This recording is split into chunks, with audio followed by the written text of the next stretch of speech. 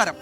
Prime ടൈമിലേക്ക് സ്വാഗതം. തദ്ദേശ തെരഞ്ഞെടുപ്പിന്റെ ആരവത്തിനിടെയാണ് ശബരിമല സ്വർണ്ണക്കൊള്ളക്കേസിൽ നിർണായകമായ ഒരു അറസ്റ്റ് ഇന്നുണ്ടായത്. തിരുവിതാംകൂർ ദേവസ്വം ബോർഡിന്റെ മുൻ പ്രസിഡന്റ് എ പത്മകുമാറിന്റെ അറസ്റ്റ് ചെറുതല്ലാത്ത പ്രത്യാഘാതമാണ് CPM-നും സർക്കാരിനും ഉണ്ടാക്കാൻ പോകുന്നത്. SIT ഇനി എങ്ങോട്ട് നീങ്ങുമെന്നത് രാഷ്ട്രീയ കേരളത്തിന്റെ ഉദ്വേഗമാണ്. ഇന്നത്തെ സമഗ്ര റിപ്പോർട്ടുകളുമായി പ്രൈം ടൈം ആരംഭിക്കുന്നു. പ്രിയ പ്രേക്ഷകർക്ക് സ്വാഗതം. ഇപ്പോൾ നമ്മൾ ആദ്യം പോകുന്നത് നേരത്തെ സൂചിപ്പിച്ച പ്രധാന റിപ്പോർട്ടിലേക്ക് തന്നെയാണ്. ഇന്നത്തെ ഏറ്റവും പ്രധാന വാർത്തയിലേക്ക് തന്നെയാണ്. ശബരിമല സ്വർണ്ണക്കൊള്ളയിൽ ദേവസ്വം ബോർഡ് മുൻ പ്രസിഡന്റ് എ പത്മകുമാർ അറസ്റ്റിലായി. 4 മണിക്കൂർ നീണ്ട ചോദ്യം ചെയ്യലിനൊടുവിലാണ് അറസ്റ്റ് ചെയ്തത്. കേസിലെ മുഖ്യപ്രതിയായ ഉണ്ണികൃഷ്ണൻ പോറ്റി പത്മകുമാറിന്റെ വീട്ടിലെത്തി ഗൂഢാലോചന നടത്തി എന്നാണ് SIT-യുടെ വളരെ പ്രധാനപ്പെട്ട കണ്ടെത്തൽ. എ പത്മകുമാറിന്റെ വൈദ്യപരിശോധന അല്പസമയം മുമ്പ് പൂർത്തിയായി. പത്മകുമാറിനെ കൊല്ലത്ത് വിജിലൻസ് കോടതിയിലേക്ക് കൊണ്ടുപോവുകയാണ്. പത്മകുമാറിനെതിരെ പ്രതിഷേധം ഉണ്ടാകും എന്ന വിവരത്തെ തുടർന്ന് കൊല്ലം നഗരത്തിൽ കനത്ത സുരക്ഷയൊരുക്കിയിരിക്കുകയാണ് പോലീസ്. നമ്മൾ ആദ്യം പോകുന്നത് ഈ വാർത്തയുടെ വിശദാംശങ്ങളിലേക്ക് തന്നെയാണ്. അല്പസമയത്തിനകം നമുക്ക് വിവരങ്ങൾ, അതിൻ്റെ കൂടുതൽ വിശദാംശങ്ങൾ കൊല്ലത്ത് നിന്ന് സലീം മാലിക് നൽകും. ഒപ്പം അരുൺ രാജും വിശദാംശങ്ങളുമായി ചേരും. വളരെ പ്രധാനപ്പെട്ട ഒരു നീക്കം ഇന്ന് SIT നടത്തിയിരിക്കുകയാണ്. ഏതാണ്ട് 4-4.5 മണിക്കൂർ നീണ്ട വളരെ വിശദമായ ചോദ്യം ചെയ്യലിനൊടുവിലാണ് പത്മകുമാറിന്റെ അറസ്റ്റ് ഉണ്ടായത്. പത്മകുമാറിലേക്ക് തന്നെ ഈ അന്വേഷണം എത്തും എന്നും അറസ്റ്റ് ഒഴിവാക്കാൻ കഴിയില്ല എന്നും നേരത്തെ തന്നെ സൂചനകൾ ഉണ്ടായിരുന്നു. പക്ഷേ അത് ഇന്നുണ്ടാകും എന്നത് സംബന്ധിച്ച സൂചനകളൊന്നും SIT നൽകിയില്ല. ഏറെക്കുറെ അപ്രതീക്ഷിതമായിരുന്നു ഇന്നത്തെ നീക്കം എന്ന് നമുക്ക് നിസ്സംശയം പറയാം. ഒരു തെരഞ്ഞെടുപ്പിൻ്റെ വളരെ പ്രധാനപ്പെട്ട ഘട്ടത്തിലാണ് CPM-ന്റെ പത്തനംതിട്ട ജില്ലാ കമ്മിറ്റി അംഗം, മുൻ MLA, തിരുവിതാംകൂർ ദേവസ്വം ബോർഡിൻ്റെ മുൻ അധ്യക്ഷൻ, CPM-ന്റെ വളരെ പ്രധാനപ്പെട്ട നേതാക്കളിൽ ഒരാളെ ഈ സ്വർണ്ണക്കൊള്ളക്കേസിലെ ഗൂഢാലോചന കുറ്റം ആരോപിച്ച് SIT അറസ്റ്റ് ചെയ്തിരിക്കുന്നത്. സലീം മാലിക് വിവരങ്ങൾ നൽകും. കൊല്ലത്ത് നിന്ന് സലീം, കോടതിയിൽ ഹാജരാക്കാൻ പത്മകുമാറിനെ കൊണ്ടുപോവുകയാണ്. വാഹന വ്യൂഹം എവിടെ എത്തി? പോലീസ് വലിയ സുരക്ഷ നഗരത്തിലും പരിസര പ്രദേശങ്ങളിലും ഒക്കെ ഒരുക്കിയിട്ടുണ്ട്. എന്തൊക്കെയാണ് ഏറ്റവും പുതിയ വിവരങ്ങൾ? വിജയകുമാർ, പ്രതിഷേധങ്ങൾ ഭയന്നാണോ എന്നറിയില്ല. എന്തായാലും കൊല്ലം ജില്ലയിലേക്ക്, കൊല്ലത്തേക്ക് നേരിട്ട് തേവള്ളിയിലേക്കാണ് എ പത്മകുമാറിനെ കൊണ്ടുപോകുന്നത്. പക്ഷേ അത് നേരിട്ട് കൊണ്ടുപോകുന്നതിന് പകരം മൈലക്കാട് ഭാഗത്ത് നിന്ന് ഇപ്പോൾ ആ വാഹനം തിരിഞ്ഞ് കണ്ണനല്ലൂർ ഭാഗത്തേക്ക് വരികയും കണ്ണനല്ലൂർ ഭാഗത്ത് നിന്നാണ് ഇപ്പോൾ കൊല്ലം നഗരത്തിലേക്ക് എ പത്മകുമാറിനെ എത്തിക്കുന്നത്. സാധാരണഗതിയിൽ മൈലക്കാട് ഭാഗത്ത് നിന്ന് നേരെ കൊട്ടിയം വഴി പള്ളിമുക്ക് വഴി കൊല്ലത്തേക്ക് കയറിയാൽ മതി എന്നിരിക്കെയാണ് അന്വേഷണ സംഘം ഈ നിലയിലൊരു നീക്കം നടത്തിയിരിക്കുന്നത്. വലിയ സുരക്ഷാ സംവിധാനത്തോടു കൂടിയാണ് പത്മകുമാറിനെ ഇപ്പോൾ ഈ കോടതിയിലേക്ക് എത്തിക്കുന്നത്. കോടതിയിലല്ല, മറിച്ച് ഈ വാഹനം ഇന്ന് ജഡ്ജി ലീവ് ആയതിനാൽ തന്നെ അദ്ദേഹത്തിൻ്റെ വസതിയിലേക്കാണ് നിലവിൽ എത്തിക്കാൻ തീരുമാനിച്ചിരിക്കുന്നത്. തേവള്ളിയിലുള്ള വസതിയിലാകും എത്തിക്കുക. കൊല്ലം വിജിലൻസ് കോടതി ജഡ്ജായ CS മോഹിത്തിന് മുൻപാകെയാണ് ഹാജരാക്കുന്നത്. അതിനുശേഷം എന്ത് നിലപാടാകും കോടതി സ്വീകരിക്കുക എന്നുള്ളതിലും ആകാംക്ഷയുണ്ട്. കാരണം സ്വാഭാവികമായും ഇന്ന് തന്നെ കസ്റ്റഡി അപേക്ഷ അന്വേഷണ സംഘം നൽകുമോ എന്നുള്ള കാര്യത്തിലും വ്യക്തതയില്ല. കഴിഞ്ഞ മുൻ അറസ്റ്റുകളിലൊക്കെ ഇത്തരത്തിൽ സംഭവിക്കുമ്പോൾ ഈ ആദ്യ ദിവസങ്ങളിൽ അറസ്റ്റ് കസ്റ്റഡിയിൽ ആവശ്യപ്പെടാതെ പിന്നാലെ റിമാൻഡ് ചെയ്തതിന് പിന്നാലെ കൂടുതൽ തെളിവുകൾ കൂടി ശേഖരിച്ചതിന് ശേഷം അറസ്റ്റ് എന്ന നിലയിലേക്കായിരുന്നു അന്വേഷണ സംഘം കടന്നിരുന്നത്. അതാണ് മറ്റ് മുൻപുള്ള 5 അറസ്റ്റുകളിലും കണ്ടത്. അതേ നിലപാടാകും പത്മകുമാറുമായുള്ള വാഹന വ്യൂഹം ഇപ്പോൾ മൈലക്കാട് നിന്ന് തിരിഞ്ഞിരിക്കുകയാണ്. അത് കണ്ണനല്ലൂർ ഭാഗത്തേക്കാണ് പോയിരിക്കുന്നത്. കണ്ണനല്ലൂർ വഴി കൊല്ലത്തേക്ക് എത്തിക്കും. നേരത്തെ സലീം സൂചിപ്പിച്ചതുപോലെ ഈ വഴി ഓരങ്ങളിൽ പ്രതിഷേധത്തിന് സാധ്യതയുണ്ട് എന്ന് പോലീസിന്റെ സ്പെഷ്യൽ ബ്രാഞ്ച് റിപ്പോർട്ടുണ്ട്. അതിൻ്റെ അടിസ്ഥാനത്തിൽ ഈ പ്രതിഷേധമൊക്കെ ഒഴിവാക്കാനാണോ എന്ന് സംശയിക്കുന്നുണ്ട് ഈ വഴിയിലൂടെ വാഹനം എത്തുന്നത്. അരുൺ രാജ് കൂടി ചേരുന്നുണ്ട്. അരുൺ രാജ് മജിസ്ട്രേറ്റിന്റെ വസതിക്ക് മുന്നിൽ നിന്നാണ് വിശദാംശങ്ങൾ നൽകുന്നത്. അരുൺ, നേരത്തെ സൂചിപ്പിച്ചതുപോലെ പ്രതിഷേധ സാധ്യതയുണ്ട്. അതുകൊണ്ട് സാധാരണ പോകുന്ന വഴിയിലൂടെയല്ല, കുറച്ച് മാറിയാണ് യാത്ര. എന്തൊക്കെയാണ് വിവരങ്ങൾ? ഇപ്പോൾ അന്വേഷണ സംഘം കസ്റ്റഡിയിൽ വാങ്ങാൻ അപേക്ഷ നൽകുന്നുണ്ടോ? അത്തരം വിവരങ്ങൾ ലഭ്യമാണോ ഈ ഘട്ടത്തിൽ? വിജയകുമാർ, അല്പസമയം മുമ്പ് പ്രത്യേക അന്വേഷണ സംഘത്തിലെ ഉദ്യോഗസ്ഥർ ഇവിടേക്ക് എത്തിച്ചേർന്നിട്ടുണ്ട്. ഇപ്പോൾ ജഡ്ജിയുടെ വീട്ടിലേക്ക്, വസതിയിലേക്ക് അവർ എത്തിച്ചേരുകയും ഇതുമായി ബന്ധപ്പെട്ട ആശയവിനിമയം അടക്കം നടത്തുകയും ചെയ്യുകയാണ്. അല്പസമയത്തിനകം തന്നെ പത്മകുമാറുമായുള്ള വാഹന വ്യൂഹം, ഈ പ്രത്യേക സംഘത്തിന്റെ വാഹന വ്യൂഹം ഇവിടേക്ക് എത്തും. അതിന് മുന്നോടിയായി തന്നെ ഈ വസതി, ഈ ജഡ്ജിയുടെ വസതിയാണ് എനിക്ക് പിന്നിൽ കാണുന്നത്. ഈ വസതി പൂർണ്ണമായി ഇപ്പോൾ പോലീസ് ബന്ദോബസ്തിലാണ്. ഇവിടേക്ക് വരുന്നതിനും പോകുന്നതിനും കർശനമായ നിയന്ത്രണം ഇപ്പോൾ ഈ ഘട്ടത്തിൽ ഏർപ്പെടുത്തിയിട്ടുണ്ട്. ഈ വഴികളിലെല്ലാം തന്നെ ഏതെങ്കിലും തരത്തിലുള്ള പ്രതിഷേധം ഉണ്ടാകാനുള്ള സാധ്യത നേരത്തെ തന്നെ രഹസ്യാന്വേഷണ വിഭാഗം സൂചന നൽകിയിരുന്നു. ഇതിന്റെ അടിസ്ഥാനത്തിൽ വലിയ രീതിയിലുള്ള ഒരു സുരക്ഷ ഇപ്പോൾ ഈ ഭാഗത്ത് ക്രമീകരിച്ചിട്ടുണ്ട്. നമ്മൾ കാണുന്നത് ഗവൺമെന്റ് ഓഫീസേഴ്സ് ക്വാർട്ടേഴ്സ് ആണ് തേവള്ളിയിലെ. അവിടേക്കാണ് ഈ വലിയ രീതിയിലുള്ള സുരക്ഷ ഇപ്പോൾ ഏർപ്പെടുത്തിയിരിക്കുന്നത്. ACP-മാരുടെ അടക്കം ചുമതലയിൽ ഇതുമായി ബന്ധപ്പെട്ട സുരക്ഷാ ക്രമീകരണങ്ങൾ ഇപ്പോൾ നടത്തിക്കൊണ്ടിരിക്കുന്നത്. ഇതിൽ ഇപ്പോൾ അല്പസമയത്തിനകം പത്മകുമാറുമായുള്ള വാഹന വ്യൂഹം എത്തിയാൽ അതിന് മാത്രമായിരിക്കും അകത്തേക്ക് പ്രവേശനം ഉണ്ടാകുക. മറ്റു വാഹനങ്ങൾക്ക് അകത്തേക്ക് പ്രവേശനമില്ല. മാധ്യമപ്രവർത്തകർക്കും കർശനമായ നിയന്ത്രണം അകത്തേക്ക് ഇപ്പോൾ ഏർപ്പെടുത്തിയിരിക്കുകയാണ്. ഒരു തരത്തിലും അകത്തേക്ക് പെർമിഷൻ ഇല്ല എന്നുള്ളതാണ് ഇപ്പോൾ വ്യക്തമാക്കുന്നത്. ഇതിൽ ഏറ്റവും പ്രധാനം എത്ര ദിവസത്തെ കസ്റ്റഡി ചോദിക്കുമോ, അത് ഇന്ന് കസ്റ്റഡി തന്നെ അപേക്ഷ നൽകുമോ എന്ന കാര്യത്തിൽ ഇപ്പോൾ ഇതുമായി ബന്ധപ്പെട്ട് പ്രതികരിക്കുന്നില്ല എന്നുള്ളതാണ് അന്വേഷണ ഉദ്യോഗസ്ഥൻ നേരത്തെ വ്യക്തമാക്കിയത്. എന്തായാലും ഈ പത്മകുമാറിന്റെ അറസ്റ്റ് അനിവാര്യമായിരുന്നു എന്നുള്ളതാണ് SIT നേരത്തെ വ്യക്തമാക്കിയത്. കാരണം ഈ കേസിൽ ഇനി ഏറ്റവും സുപ്രധാനപരമായ, ഏറ്റവും നിർണായകമായ ഒരു തീരുമാനത്തിലേക്ക് SIT കടന്നിരിക്കുകയായിരുന്നു. കാരണം പത്മകുമാറിന് ഈ കേസിൽ നേരിട്ടും അല്ലാതെയും ബന്ധമുണ്ട് എന്ന് മനസ്സിലാക്കിയായിരുന്നു പത്മകുമാറിനെ ഈ കേസിലേക്ക് ഇപ്പോൾ SIT പ്രതിപ്പട്ടിയിലേക്ക് കൊണ്ടുവരികയും പിന്നീട് അറസ്റ്റ് അടക്കം രേഖപ്പെടുത്തുകയും ചെയ്തു. ഇപ്പോൾ ഉന്നത ഉദ്യോഗസ്ഥർ ഇതുമായി ബന്ധപ്പെട്ട കൂടിയാലോചനകൾ നടത്തുകയാണ്. കാരണം വാഹന വ്യൂഹം എത്തിയാൽ ഏത് തരത്തിൽ അകത്തേക്ക് കൊണ്ടുപോകണം, അതിന്റെ ക്രമീകരണങ്ങൾ എങ്ങനെ വേണം എന്നീ കാര്യങ്ങളിലായിരിക്കും ഇനി ഇതുമായി ബന്ധപ്പെട്ട ആശയവിനിമയം നടത്തുക. നിലവിൽ വിജിലൻസ് കോടതിയുടെ ജഡ്ജ് ഇന്ന് അവധിയാണ്. അതുകൊണ്ട് തന്നെ ഡോക്ടർ മോഹിത്ത്, ജില്ലാ വിജിലൻസ് ജഡ്ജിയുടെ ചുമതലയുള്ള ഡോക്ടർ മോഹിത്ത് എന്ന വ്യക്തിയാണ് ഇന്ന് കേസ് പരിഗണിക്കുന്ന. അദ്ദേഹമായിരിക്കും ഈ കേസിൽ തുടർന്ന് ഇതുമായി ബന്ധപ്പെട്ട കാര്യങ്ങൾ പരിശോധിക്കുക. നമ്മൾ ഈ ദൃശ്യങ്ങൾ കാണുന്നത് പോലെ തന്നെ വലിയ ഒരു പോലീസ് വ്യൂഹം ഇവിടേക്ക് ഇപ്പോൾ എത്തിയിട്ടുണ്ട്. മാധ്യമങ്ങൾക്ക് മാത്രമാണ് ഇതിന്റെ മുമ്പിലെങ്കിലും നിൽക്കാൻ ഇപ്പോൾ പോലീസ് അനുവാദം നൽകിയിട്ടുള്ളത്.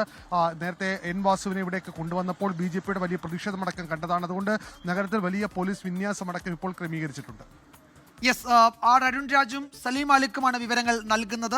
അല്പസമയത്തിനകം പത്മകുമാറിനെ മജിസ്ട്രേറ്റിന്റെ വസതിയിൽ ഹാജരാക്കും. കസ്റ്റഡിയിൽ വാങ്ങുന്നുണ്ടോ എന്നതിൽ ഒരു തീരുമാനം ഈ ഘട്ടത്തിൽ ലഭ്യമല്ല. എന്താണ് അന്വേഷണ സംഘത്തിന്റെ നീക്കം എന്നറിയില്ല. SIT വളരെ രഹസ്യ സ്വഭാവത്തിൽ അങ്ങേറ്റം ജാഗ്രതയോടെയാണ് ഈ കേസിൽ ഇതുവരെ അന്വേഷണം നടത്തുന്നത്. അപ്രതീക്ഷിതമായ അറസ്റ്റുകൾ, അത്തരം നീക്കങ്ങളാണ് നമ്മൾ ഈ കഴിഞ്ഞ ദിവസങ്ങളിലൊക്കെ, ഇപ്പോൾ N വാസുവിന്റെ അറസ്റ്റ് ഉൾപ്പെടെ പത്മകുമാറിലെത്തി നിൽക്കുമ്പോൾ ഈ ദിവസങ്ങളിലൊക്കെ നമ്മൾ കണ്ടത് അങ്ങനെയാണ്. കോടതി അക്കാര്യത്തിൽ കർശനമായ നിർദ്ദേശങ്ങളും നൽകിയിട്ടുണ്ട് അന്വേഷണ സംഘത്തിന്.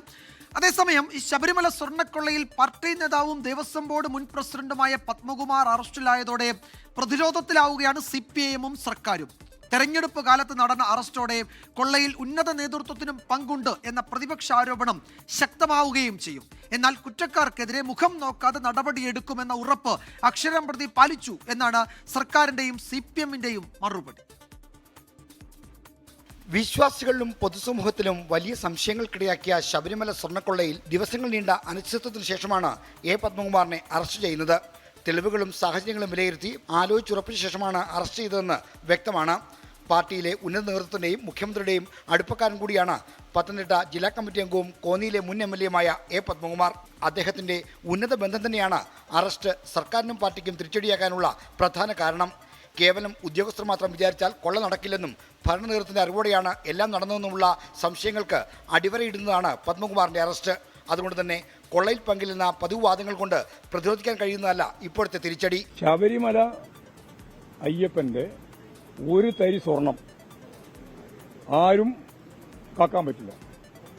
അതിന്റെ ഭാഗമായി ഹൈക്കോടതിയുടെ നിർദ്ദേശം അനുസരിച്ച് നടത്തുന്ന SIT അന്വേഷണം, ആ അന്വേഷണത്തിന്റെ ഭാഗമായിട്ട് ആരൊക്കെയാണോ വേണ്ടത് അവരെല്ലാം പിടിക്കാം, ആവശ്യമായ അന്വേഷണം നടത്താം, ആവശ്യമായ നിലപാട് സ്വീകരിക്കാം, നിയമത്തിന്റെ മുമ്പ് കൊണ്ടുവരാം.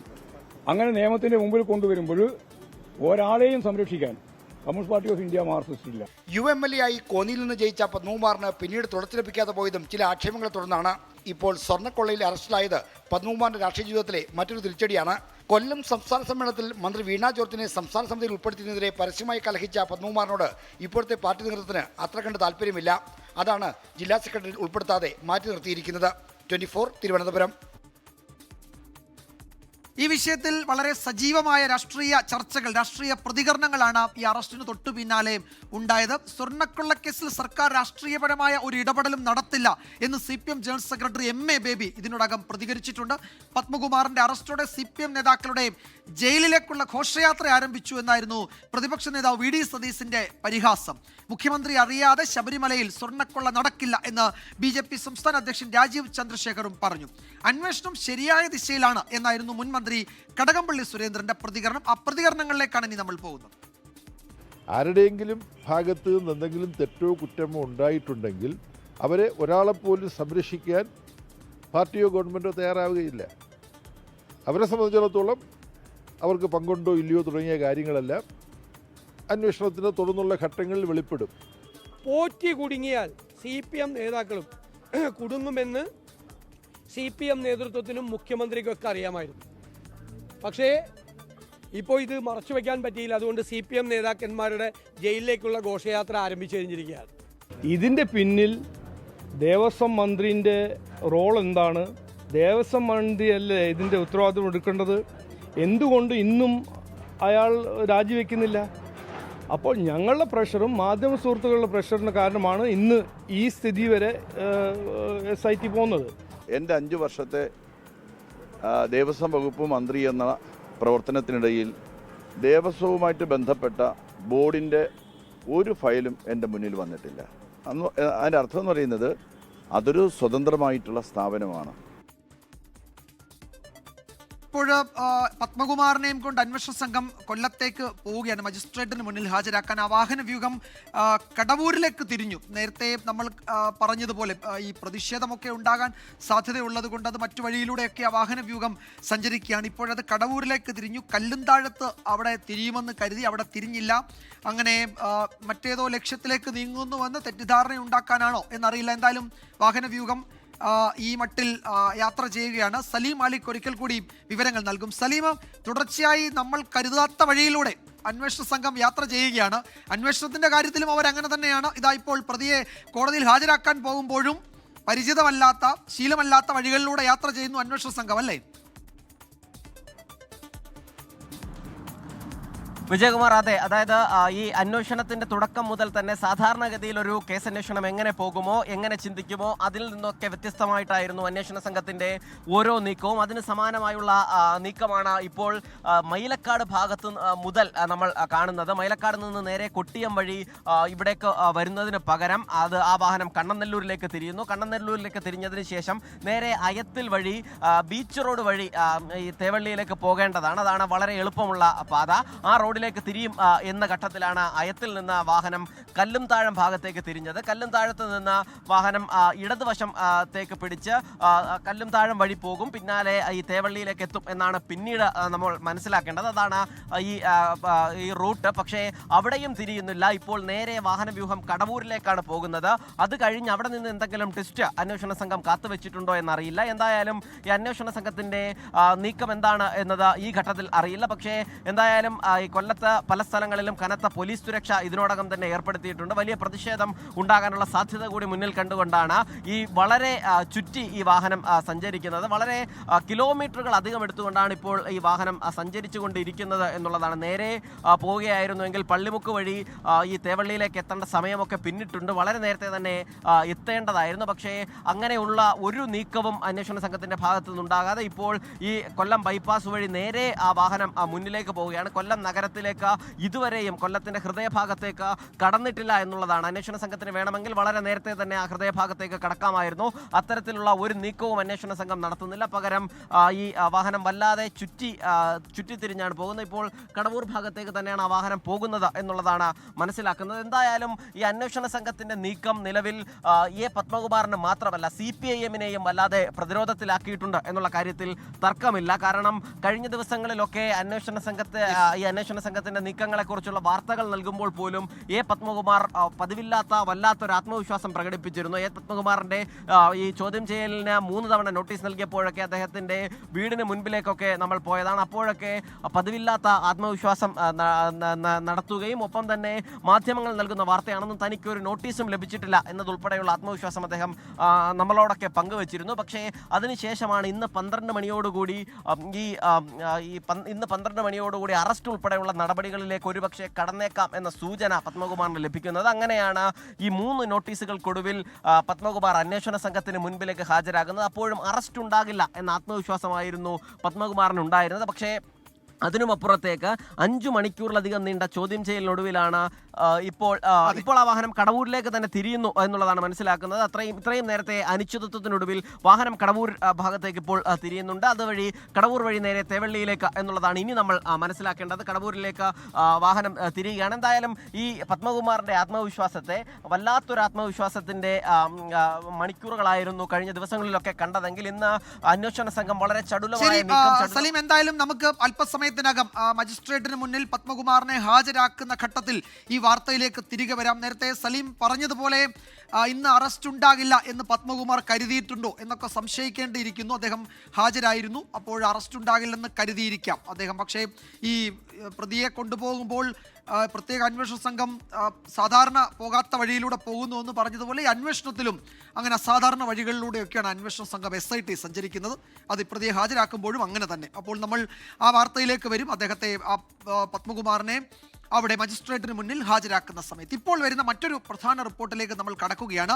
വിയൂർ ജയിൽ തടവുകാരന് മർദ്ദനമേറ്റതിൽ സൂപ്രണ്ടിനെതിരെ രൂക്ഷ വിമർശനവുമായി NIA കോടതി. സൂപ്രണ്ടിന്റെ വിശദീകരണം തൃപ്തികരമല്ല എന്നാണ് കോടതി ചൂണ്ടിക്കാട്ടിയത്. ഈ മാസം 24-ന് വിയൂർ പൂജപ്പുര ജയിൽ സൂപ്രണ്ടുമാർ ഹാജരാകണം എന്ന് NIA കോടതി വ്യക്തമാക്കിയിട്ടുണ്ട്. വിപിൻ C വിജയൻ വിവരങ്ങൾ നൽകും കൊച്ചിയിൽ നിന്ന്. വിപിൻ, എന്താണ് സംഭവിച്ചത്? ഈ വിമർശനത്തിനൊക്കെ ഇടയാക്കിയ സംഭവം എന്താണ്? വിജയകുമാർ, വിയൂർ സെൻട്രൽ ജയിലിലെ 2 പ്രതികൾക്ക് അവിടുത്തെ ഉദ്യോഗസ്ഥരുടെ ക്രൂരമായ മർദ്ദനമേറ്റു എന്നുള്ളതായിരുന്നു ഈ പരാതി. അങ്ങനെ മർദ്ദനമേറ്റത് പിന്നീട് ഇപ്പോൾ കോടതിയിൽ എത്തിയിരിക്കുകയായിരുന്നു. NIA കോടതി ഈ കേസ് പരിഗണിച്ച ഒരു സമയത്ത് ഇന്നിപ്പോൾ ഇതിൽ പ്രതിപട്ടികയിലുള്ള ഈ PM മനോജ്, മർദ്ദനമേറ്റ PM മനോജ് എന്നുള്ള ആളെ ഹാജരാക്കണമെന്ന് പറഞ്ഞിരുന്നു. പക്ഷേ ഇന്ന് ഹാജരാക്കിയില്ല. അതിന്റെ വിശദീകരണം ചോദിച്ചുകൊണ്ടാണ് ഈ കേസ് ഇന്ന് NIA കോടതി എടുത്തത്. അതിൽ അതിരൂക്ഷ വിമർശനമാണ് വിയൂർ സെൻട്രൽ ജയിലിലെ സൂപ്രണ്ടിനുണ്ടായിരിക്കുന്നത്.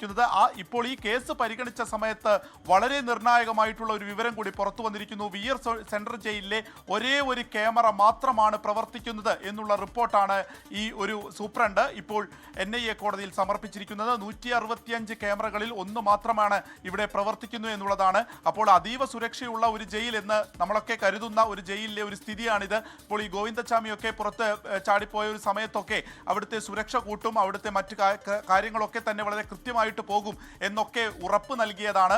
എന്നിട്ടും വിയൂർ സെൻട്രൽ ജയിലിലെ ഒരേ ഒരു ക്യാമറ മാത്രം പ്രവർത്തിക്കുന്നു എന്നുള്ളതാണ് ഈ കേസ് പരിഗണിച്ചപ്പോൾ ഇപ്പോൾ പുറത്തു വരുന്ന ഏറ്റവും പ്രധാനപ്പെട്ട ഒരു വിവരമുള്ളത്. ഇത് രേഖാമൂലം തന്നെ ഇപ്പോൾ കോടതിയിൽ ഈ സൂപ്രണ്ട് അറിയിക്കുകയും ചെയ്തിട്ടുണ്ട്. ഒപ്പം തന്നെ ഈ വിയൂർ ജയിലിലെ ഈ മർദ്ദനവുമായി ബന്ധപ്പെട്ട് PM മനോജ് അദ്ദേഹത്തിന്റെ മെഡിക്കൽ രേഖകൾ ഹാജരാക്കാൻ പറഞ്ഞിരുന്നു. ഈ മെഡിക്കൽ രേഖകൾ ഹാജരാക്കിയിട്ടില്ല. ഒപ്പം തന്നെ ഈ സൂപ്രണ്ടിന്റെ വിശദീകരണം തൃപ്തികരമല്ല എന്നും PM മനോജ് ഇപ്പോൾ പൂജപ്പുര സെൻട്രൽ ജയിലിൽ അവിടെ നിരാഹാരം കിടക്കുകയാണ്. അത് അവസാനിപ്പിക്കാനുള്ള നടപടി സ്വീകരിക്കണമെന്നുള്ളതാണ് പറഞ്ഞിരിക്കുന്നത്. തിരിച്ച് ഈ ഒരു മർദ്ദനമേറ്റിട്ടുള്ള വിയൂർ സെൻട്രൽ ജയിലിലേക്ക് റീട്രാൻസ്ഫർ എന്തുകൊണ്ട് ചെയ്തില്ല എന്നുള്ളതും ഇന്നിപ്പോൾ കോടതി ചോദിച്ചിരിക്കുകയാണ്. അതിന്റെ കാരണം ബോധിപ്പിക്കുകയും വേണം. അതൊക്കെ തന്നെ പരിശോധിക്കാൻ 24-ന് വിയൂരിലെയും പൂജപ്പുരയിലെയും സൂപ്രണ്ടുമാർ ഈ മാസം 24-നാണ് ഈ 2 ജയിലിലെയും സൂപ്രണ്ടുമാർ നേരിട്ട് ഹാജരായി കൊച്ചിയിലെ NIA കോടതിക്ക് മുൻപാകെ വിശദീകരണം നൽകണം എന്ന ഒരു തരത്തിൽ പറഞ്ഞാൽ കുറച്ച് അസാധാരണമായ ഉത്തരവ് തന്നെയാണ് അക്കാര്യത്തിൽ കോടതി നൽകിയിരിക്കുന്നത്. ഈ ജയിൽ ചാട്ടവും അനുബന്ധ വിവാദങ്ങളും ഒക്കെ നടന്നു കഴിഞ്ഞിട്ടും ജയിലിലെ കാര്യങ്ങൾക്ക് മാറ്റമൊന്നും ഉണ്ടാകുന്നില്ല എന്നൊരു സൂചന കൂടിയും ഈ വാർത്തയിൽ, ഈ റിപ്പോർട്ടിലുണ്ട്. വിപിൻ C വിജയനാണ് വിശദാംശങ്ങൾ നൽകിയത്.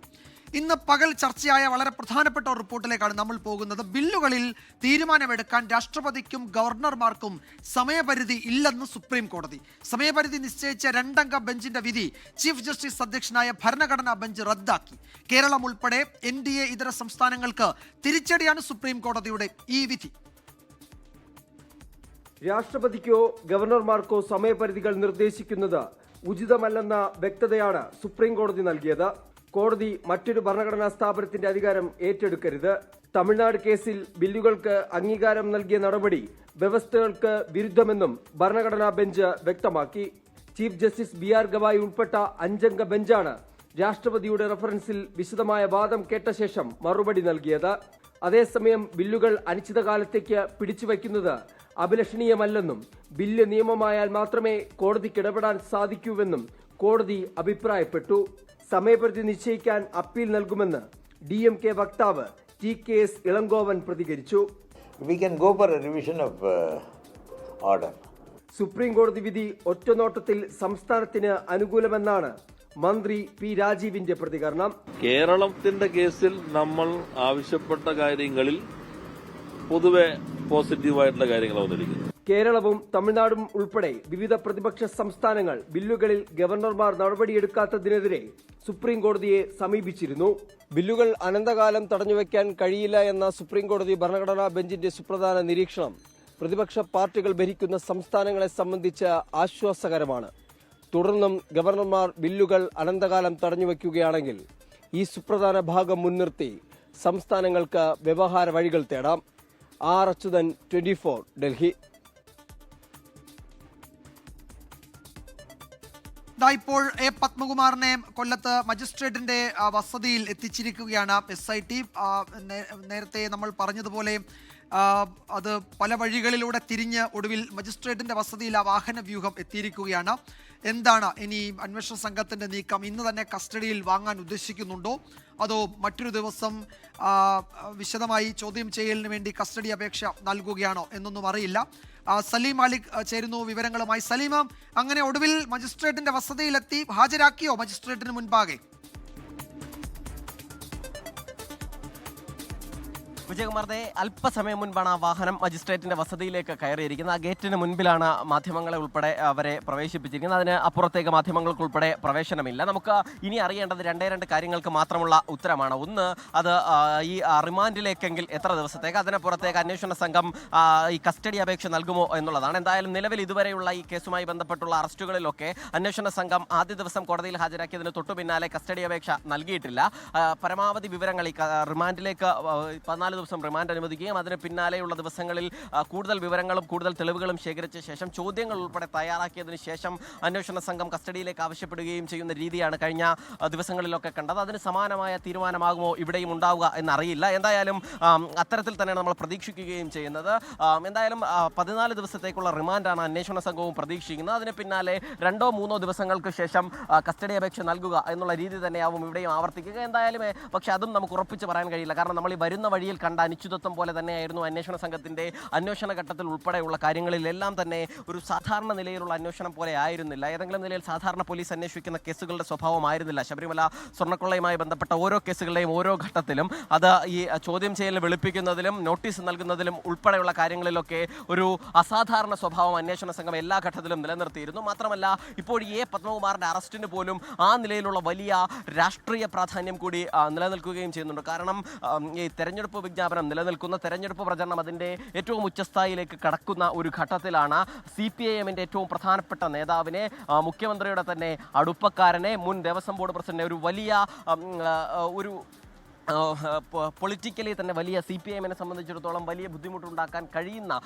ഒരാളെ തന്നെ ഇപ്പോൾ അറസ്റ്റ് ചെയ്യുകയും ചെയ്യുന്നത് സ്വാഭാവികമായും കഴിഞ്ഞ ദിവസങ്ങളിലൊക്കെ തന്നെ അന്വേഷണ സംഘം ശേഖരിച്ച തെളിവുകൾ ഉൾപ്പെടെ അതിൽ നിർണായകമായിട്ടുണ്ട്. കാരണം നേരത്തെ തന്നെ ഇതുമായി ബന്ധപ്പെട്ട് ഈ 5 പേർ നിലവിൽ നേരത്തെ അറസ്റ്റിലായ 5 പേരും പത്മകുമാറിനെതിരെ മൊഴി നൽകിയിട്ടുണ്ട് എന്നുള്ളതാണ് അന്വേഷണ സംഘത്തിൽ നിന്ന് ലഭിക്കുന്ന വിവരം. മൊഴി നൽകിയിട്ടുണ്ട് എന്നുള്ളത് മാത്രമല്ല, അതിനും അപ്പുറത്തേക്ക് അന്വേഷണ സംഘത്തിന് മറ്റു ചില തെളിവുകൾ കൂടി ലഭിക്കുകയും ഒപ്പം തന്നെ പത്മകുമാർ വിദേശയാത്ര ഉൾപ്പെടെയുള്ള തെളിവുകൾ ശേഖരിക്കുകയും ചെയ്തതിനു ശേഷമാണ് ഈ നിലപാടിലേക്ക് കാര്യങ്ങൾ പോവുകയും ഒരു അറസ്റ്റിലേക്ക് പോവുകയും ചെയ്യുന്നത്. കാരണം 3 തവണ അന്വേഷണ സംഘം പത്മകുമാറിന് നോട്ടീസ് നൽകിയിരുന്നു. ആ ഘട്ടത്തിലൊന്നും ഈ മൊഴിയെടുപ്പിന് ഹാജരാകാനോ ചോദ്യം ചെയ്യലിന് ഹാജരാകാനോ പത്മകുമാർ തയ്യാറായിരുന്നില്ല.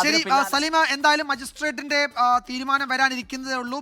കസ്റ്റഡിയാണോ അതോ ജുഡീഷ്യൽ കസ്റ്റഡിയിൽ റിമാൻഡാണോ എന്നറിയില്ല. ഇനിയിപ്പോൾ സലീം പറഞ്ഞതുപോലെ പലരും പത്മകുമാറിനെതിരെ മൊഴി നൽകിയിട്ടുണ്ട്. പത്മകുമാർ ആർക്കെങ്കിലും എതിരെ മൊഴി നൽകിയിട്ടുണ്ടോ എന്നും അറിയേണ്ടതുണ്ട്. ഒരു പക്ഷേ കോടതിയിൽ ഹാജരാക്കുന്ന ഘട്ടത്തിൽ ഈ റിമാൻഡ് റിപ്പോർട്ടിലോ ഒക്കെ അത്തരം എന്തെങ്കിലും പരാമർശമുണ്ടോ എന്നുകൂടി നമുക്ക് നോക്കേണ്ടതുണ്ട്. കൊല്ലം തങ്കശ്ശേരിയിൽ ഗ്യാസ് സിലിണ്ടർ പൊട്ടിത്തെറിച്ച് അപകടമുണ്ടായിരിക്കുന്നു. വീടുകൾക്ക് തീ പിടിച്ചു. അവിടെ നിന്നുള്ള ദൃശ്യങ്ങളാണ് പ്രേക്ഷകർ കാണുന്നത്. തീ അണയ്ക്കാനുള്ള ശ്രമം തുടരുകയാണ്. 4 യൂണിറ്റ് ഫയർഫോഴ്സ് അവിടെ സ്ഥലത്തെത്തിയിട്ടുണ്ട്. ആൽത്തറമൂട്ടിലാണ് ഈ അപകടമുണ്ടായത്. അരുൺ രാജ് സംഭവ സ്ഥലത്ത് എത്തിയിട്ടുണ്ട്. അരുൺ വിവരങ്ങൾ നൽകും. അരുൺ, തീ നിയന്ത്രണ വിധേയമായോ? ആർക്കെങ്കിലും ഒക്കെ പരിക്കുണ്ടോ? എന്താണ് സംഭവിച്ചത് അരുൺ അവിടെ? വിജയകുമാർ, നിലവിൽ തീ പൂർണ്ണമായി ഇപ്പോൾ നിയന്ത്രണ വിധേയമായിരിക്കുകയാണ്. സ്ഥലത്ത് യാത്രമുണ്ടിന് സമീപം അടഞ്ഞു കിടന്ന വീട്ടിലാണ് ആദ്യം തീപിടുത്തം ഉണ്ടായത്. ഈ തീ പിന്നീട് സമീപത്തെ വീടുകളിലേക്ക് വ്യാപിക്കുകയായിരുന്നു. തുടർന്നാണ് ഈ 2 ഗ്യാസ് സിലിണ്ടറുകൾ പൊട്ടിത്തെറിച്ചു എന്നുള്ളതാണ് ഇപ്പോൾ പ്രാഥമികമായി നമുക്ക് ലഭിക്കുന്ന വിവരം. ഇതിന് പിന്നാലെ ഇപ്പോൾ ഫയർഫോഴ്സ് അടക്കം സ്ഥലത്തെത്തി ഈ തീ നിയന്ത്രിക്കുന്നതിനുള്ള നടപടികൾ തുടരുകയായിരുന്നു. 4 യൂണിറ്റ് ഫയർഫോഴ്സ് ആണ് ഇപ്പോൾ ഈ സ്ഥലത്ത് ഇപ്പോൾ എത്തിയിരിക്കുന്നത്. 4 വീടുകളാണ് ഈ ദൃശ്യങ്ങൾ കാണുന്നത് പോലെ തന്നെ തീക്ക് ഇരയായിരിക്കുന്നത്, അഗ്നിക്കിരയായിരിക്കുന്നത് നമ്മുടെ ദൃശ്യങ്ങൾ കാണാം. എത്രത്തോളം അതിന്റെ ആഘാതം ഉണ്ടായിരുന്നു എന്നുള്ളത് ഈ അടുത്തടുത്തുള്ള വീടുകളാണ്. അതുകൊണ്ട് തന്നെ ഈ വേഗത്തിൽ തീ പടർന്നു പിടിക്കുകയായിരുന്നു. ഈ ഒരു ആളൊഴിഞ്ഞ വീട്ടിൽ നിന്നാണ് ഈ തീ പടർന്നത് എന്നുള്ളതാണ് ഇവിടെ നിന്ന് നമുക്ക് ലഭിക്കുന്ന വിവരം. തുടർന്ന് ഈ സമീപത്തെ വീടുകളിലേക്കും തുടർന്ന് ഗ്യാസ് സിലിണ്ടറിലേക്കും അടക്കം തീ വ്യാപിക്കുകയായിരുന്നു. തുടർന്നാണ് ഈ വേഗത്തിൽ ഇത് പൊട്ടിത്തെറിക്കുകയും വലിയ രീതിയിൽ ഇത് നാശനഷ്ടം ഉണ്ടാവുകയും ചെയ്തത്.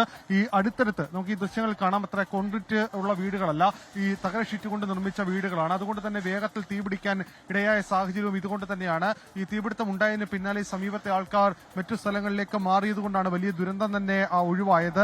ഈ സ്ഥലത്തിപ്പോൾ ഫയർഫോഴ്സിന്റെ നേതൃത്വത്തിൽ രക്ഷാപ്രവർത്തനവും അതുപോലെ തന്നെ ഈ തീ പൂർണ്ണമായും നിയന്ത്രിക്കുന്നതിനുള്ള ക്രമീകരണവും ഇപ്പോൾ തുടരുകയാണ്. നാട്ടുകാരുടെയും ഫയർഫോഴ്സിന്റെയും പോലീസിന്റെയും സഹകരണത്തോടെയാണ് ഇപ്പോൾ ഈ തീ നിയന്ത്രിക്കാനുള്ള ശ്രമങ്ങൾ ഇപ്പോൾ തുടർന്നുകൊണ്ടിരിക്കുന്നത്. ഈ മെയിൻ റോഡിൽ നിന്ന് കുറച്ച് താഴേക്ക് ഇറങ്ങി വരുന്ന ഭാഗമാണ്, അൽത്തറമൂടിന്റെ ഈ മെയിൻ റോഡിൽ നിന്ന് കുറച്ച് താഴേക്ക് ഇറങ്ങി വരുന്ന ഭാഗമാണ്. ഇപ്പോൾ നേരത്തെ ഉണ്ടായിരുന്നൊരു ആശങ്ക അത് പൂർണ്ണമായി ഇപ്പോൾ പരിഹരിക്കാൻ കഴിഞ്ഞു എന്നുള്ളതാണ്. കാരണം ഏതെങ്കിലും തരത്തിൽ മറ്റ് സ്ഥലങ്ങളിലേക്ക് തീ വ്യാപിക്കാതിരിക്കാനുള്ള എല്ലാ മുൻകരുതലും ഫയർഫോഴ്സ് ഇപ്പോൾ സ്വീകരിക്കുകയും ചെയ്തിട്ടുണ്ട്. നമ്മുടെ ദൃശ്യങ്ങൾ കാണുന്നത് പോലെ തന്നെ ഫയർഫോഴ്സിന്റെ വിവിധ സ്ഥലങ്ങളിൽ നിന്നുള്ള യൂണിറ്റ് സ്ഥലത്തെത്തിയാണ് ഇപ്പോൾ ഈ രക്ഷാപ്രവർത്തനം അതുപോലെ തന്നെ തീ നിയന്ത്രണ വിധേയമാക്കാനുള്ള പ്രവർത്തനങ്ങളടക്കം ഇപ്പോൾ നടത്തിക്കൊണ്ടിരിക്കുന്നത്. ഈ സമീപത്തെ വീടുകളിലേക്ക് ഏതെങ്കിലും തരത്തിൽ ഇനിയും തുടർന്ന് രാത്രി അടക്കമുള്ള സാഹചര്യം അവിടെ ആ വീട്ടിലുണ്ടായിരുന്ന ആളുകളൊക്കെ എവിടെയാണ്? ആർക്കും അപകടമൊന്നുമില്ലല്ലോ, എല്ലാവരും സുരക്ഷിതരാണല്ലോ അല്ലേ?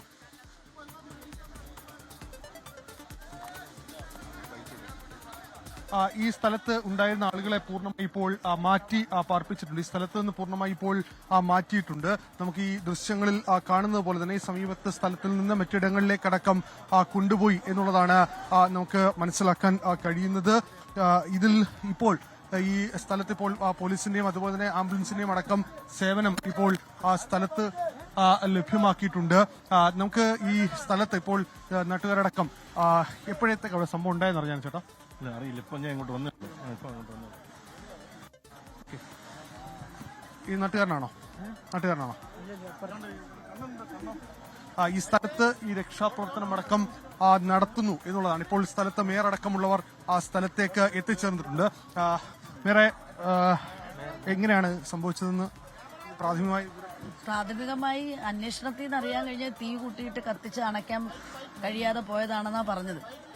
പിന്നെ കൂടുതൽ വിവരങ്ങൾ ഇനി അന്വേഷണത്തിലൂടെ അറിയാൻ പറ്റുള്ളൂ. വീടുകൾ അതെ, അടുത്തടുത്ത വീടുകൾ ഇവിടെ ഒരു കൈക്കുളങ്ങര ആണല്ലോ, കൈക്കുളങ്ങര പ്രദേശത്ത് കുളംപുറമ്പോക്കി താമസിക്കുന്ന ഒരു പൂർണ്ണമായ രക്ഷാപ്രവർത്തനം അടക്കം നാട്ടുകാരെ മറ്റുപറപ്പിക്കുന്നതടക്കമുള്ള ക്രമീകരണങ്ങൾ ചെയ്തു. തീർച്ചയായിട്ടും അത് വേണമല്ലോ, അങ്ങനെ ഉണ്ടാവും എന്തായാലും.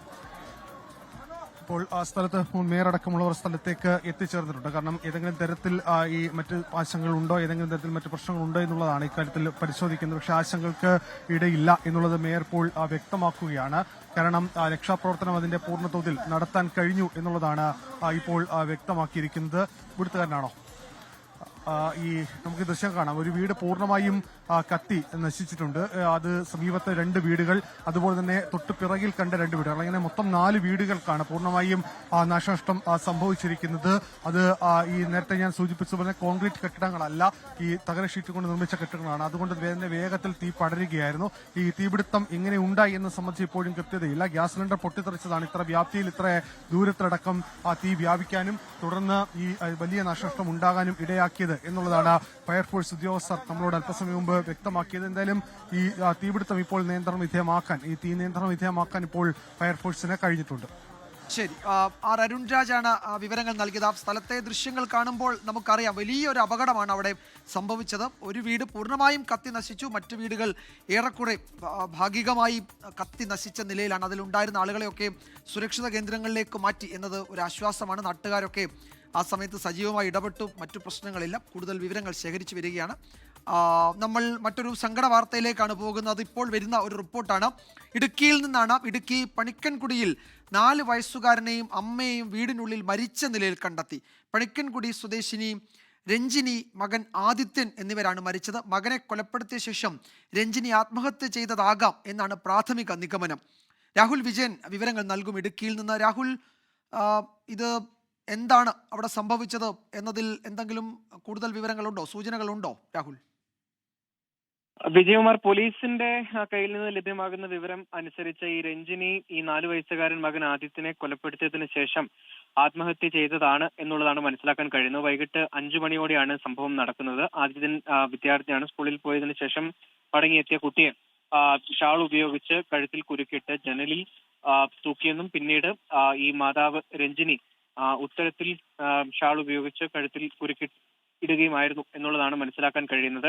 ഈ ഭർത്താവ് ഷാലറ്റിനോട് ആത്മഹത്യ ചെയ്യാൻ പോവുകയാണെന്ന് രഞ്ജിനി പറഞ്ഞിരുന്നു എന്നുള്ളതാണ് പോലീസിൽ നിന്ന് നമുക്ക് ലഭിക്കുന്ന വിവരം. ഇതിന്റെ അടിസ്ഥാനത്തിൽ ഭർത്താവ് വീട്ടിലെത്തുമ്പോൾ ഈ കുട്ടി തൂങ്ങിയ നിലയിലായിരുന്നു, ജനലിൽ തൂങ്ങിയ നിലയിലായിരുന്നു. ജീവനുണ്ട് എന്നൊരു സംശയത്തിന്റെ അടിസ്ഥാനത്തിൽ ഈ കുട്ടിയെ പെട്ടെന്ന് തന്നെ അഴിച്ച് ആശുപത്രിയിലേക്ക് കൊണ്ടുപോവുകയും ചെയ്തു. പക്ഷേ മരണം സംഭവിക്കുകയായിരുന്നു.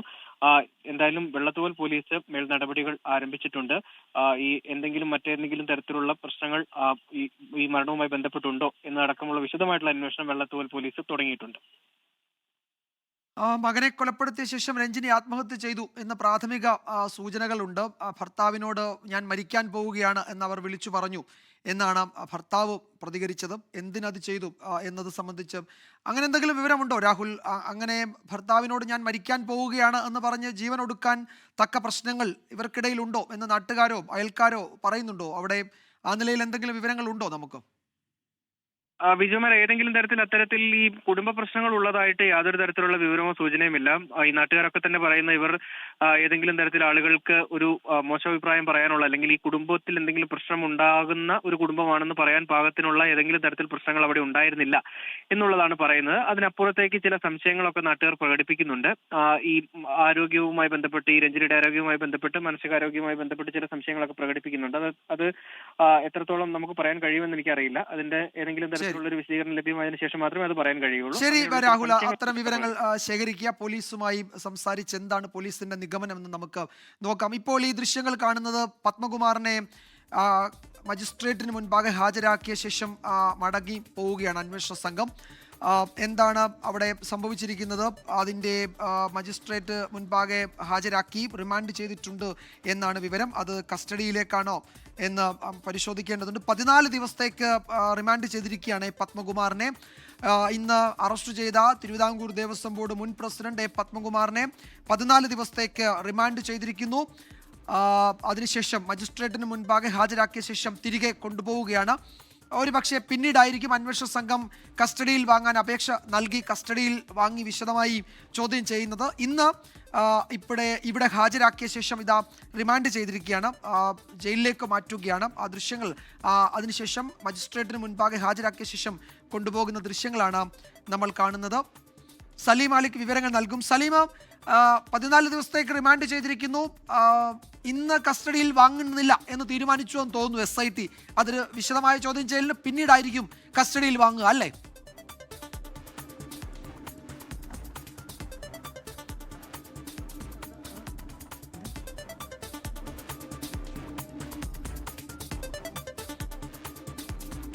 തിരുവിതാംകൂർ ദേവസ്വം ബോർഡ് മുൻ പ്രസിഡന്റ്, CPM-ന്റെ പത്തനംതിട്ടയിലെ പ്രധാനപ്പെട്ട നേതാവ്, ജില്ലാ കമ്മിറ്റി അംഗം, മുൻ ദേവസ്വം ബോർഡ് പ്രസിഡന്റ് പത്മകുമാർ 14 ദിവസത്തെ റിമാൻഡിലായിരിക്കുകയാണ്. ശബരിമല സ്വർണ്ണക്കൊള്ളക്കേസിലെ ഗൂഢാലോചന, അതിൽ പ്രധാനപ്പെട്ട സൂത്രധാരൻ, പ്രധാനപ്പെട്ട പങ്ക് പത്മകുമാറിനുണ്ട് എന്നാണ് SIT വ്യക്തമാക്കുന്നത്. ഇന്ന് ഏതാണ്ട് 5 മണിക്കൂറോളം ചോദ്യം ചെയ്ത ശേഷമാണ് വൈകുന്നേരം അറസ്റ്റ് രേഖപ്പെടുത്തിയത്.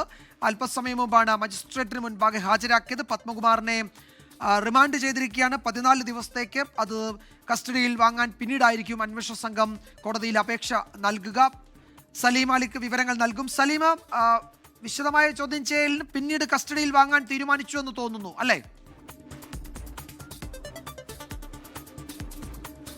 വിജയകുമാർ, അതെ, തൽക്കാലം ഇപ്പോൾ കസ്റ്റഡി അപേക്ഷ നൽകിയിട്ടില്ല. തൽക്കാലം കസ്റ്റഡി അപേക്ഷ നൽകേണ്ട എന്നുള്ളതാണ് ഈ അന്വേഷണ സംഘം സ്വീകരിച്ച നിലപാട്. ഇപ്പോൾ നിലവിൽ 14 ദിവസത്തെ റിമാൻഡാണ്. മാത്രമല്ല, സാധാരണഗതിയിൽ ഈ കേസുമായി ബന്ധപ്പെട്ട് കൊട്ടാരക്കര ജയിലിലേക്ക് കൊണ്ടുപോകും എന്നുള്ളതായിരുന്നു പ്രതീക്ഷിച്ചത്. അതുമല്ല, ഇപ്പോൾ തിരുവനന്തപുരത്ത് അട്ടക്കുളങ്ങര ജയിലിലേക്ക് കൊണ്ടുപോകാനാണ് നിലവിൽ അന്വേഷണ സംഘത്തിന്റെ തീരുമാനം.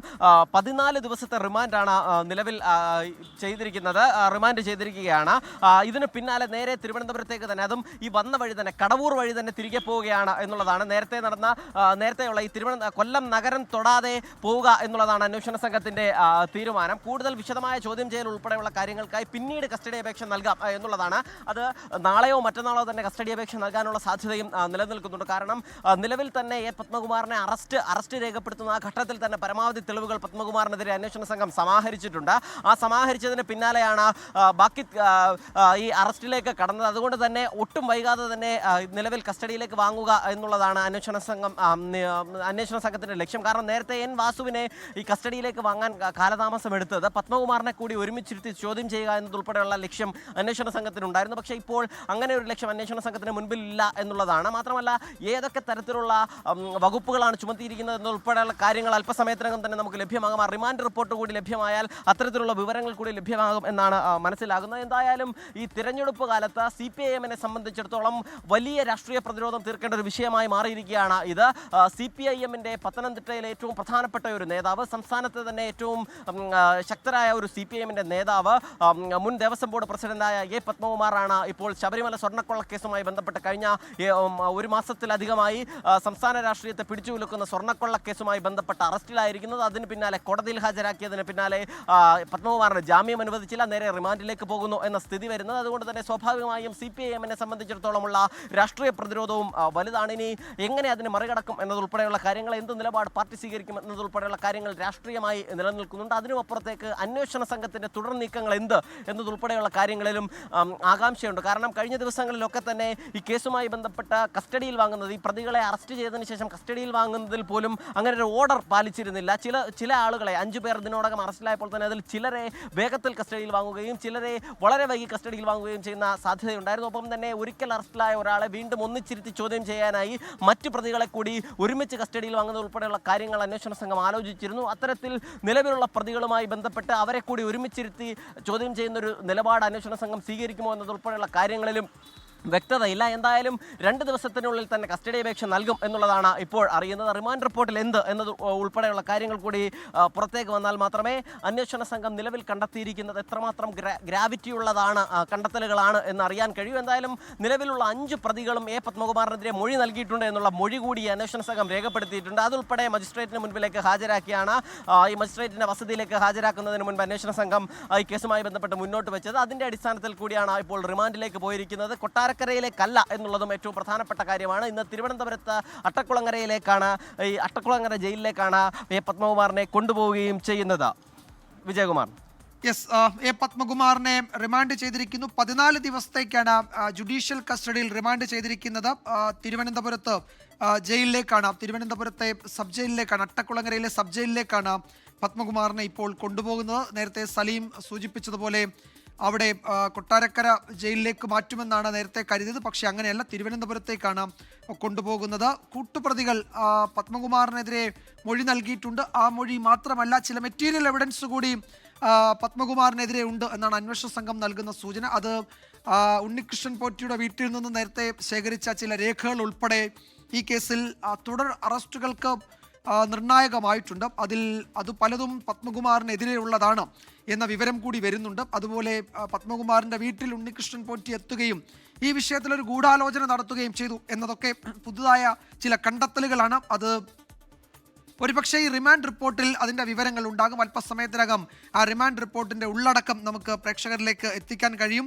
പത്മകുമാറിൻ്റെ അറസ്റ്റ് ഈ കേസിൽ ഒരു നിർണായക ഘട്ടത്തിലാണ്. ഇനി അന്വേഷണ സംഘം ഏത് വഴിക്ക് നീങ്ങും, ഏത് വഴിക്ക് തിരിയും എന്നത് വളരെ പ്രധാനപ്പെട്ടതാണ്. അത് പലരുടെയും നെഞ്ചിടിപ്പേറ്റുന്നത് തന്നെയാണ്. രാഷ്ട്രീയ നേതൃത്വത്തിലേക്കൊക്കെ അന്വേഷണം പോകേണ്ടി വരുന്ന സാഹചര്യം ഉണ്ടാകുമോ എന്നൊക്കെയുള്ള ചോദ്യം പല കേന്ദ്രങ്ങളും ഉയർത്തുന്നുണ്ട്. അതിന് അടുത്ത ദിവസങ്ങൾ അന്വേഷണ സംഘം മറുപടി നൽകും. അത്തരത്തിലുള്ള ഉദ്വേഗം കൂടി ഈ അറസ്റ്റിന് പിന്നാലെ ഉണ്ടാകുന്നുണ്ട്. തൃശ്ശൂരിൽ നിന്ന് സങ്കടപ്പെടുത്തുന്ന മറ്റൊരു റിപ്പോർട്ട് കൂടി വരുന്നുണ്ട്. തൃശ്ശൂർ കടവല്ലൂരിൽ കണ്ടെയ്നർ ലോറി തട്ടി മരക്കൊമ്പൊടിഞ്ഞ് കാറിനുള്ളിലേക്ക് വീണ് യുവതിക്ക് ദാരുണാന്ത്യം.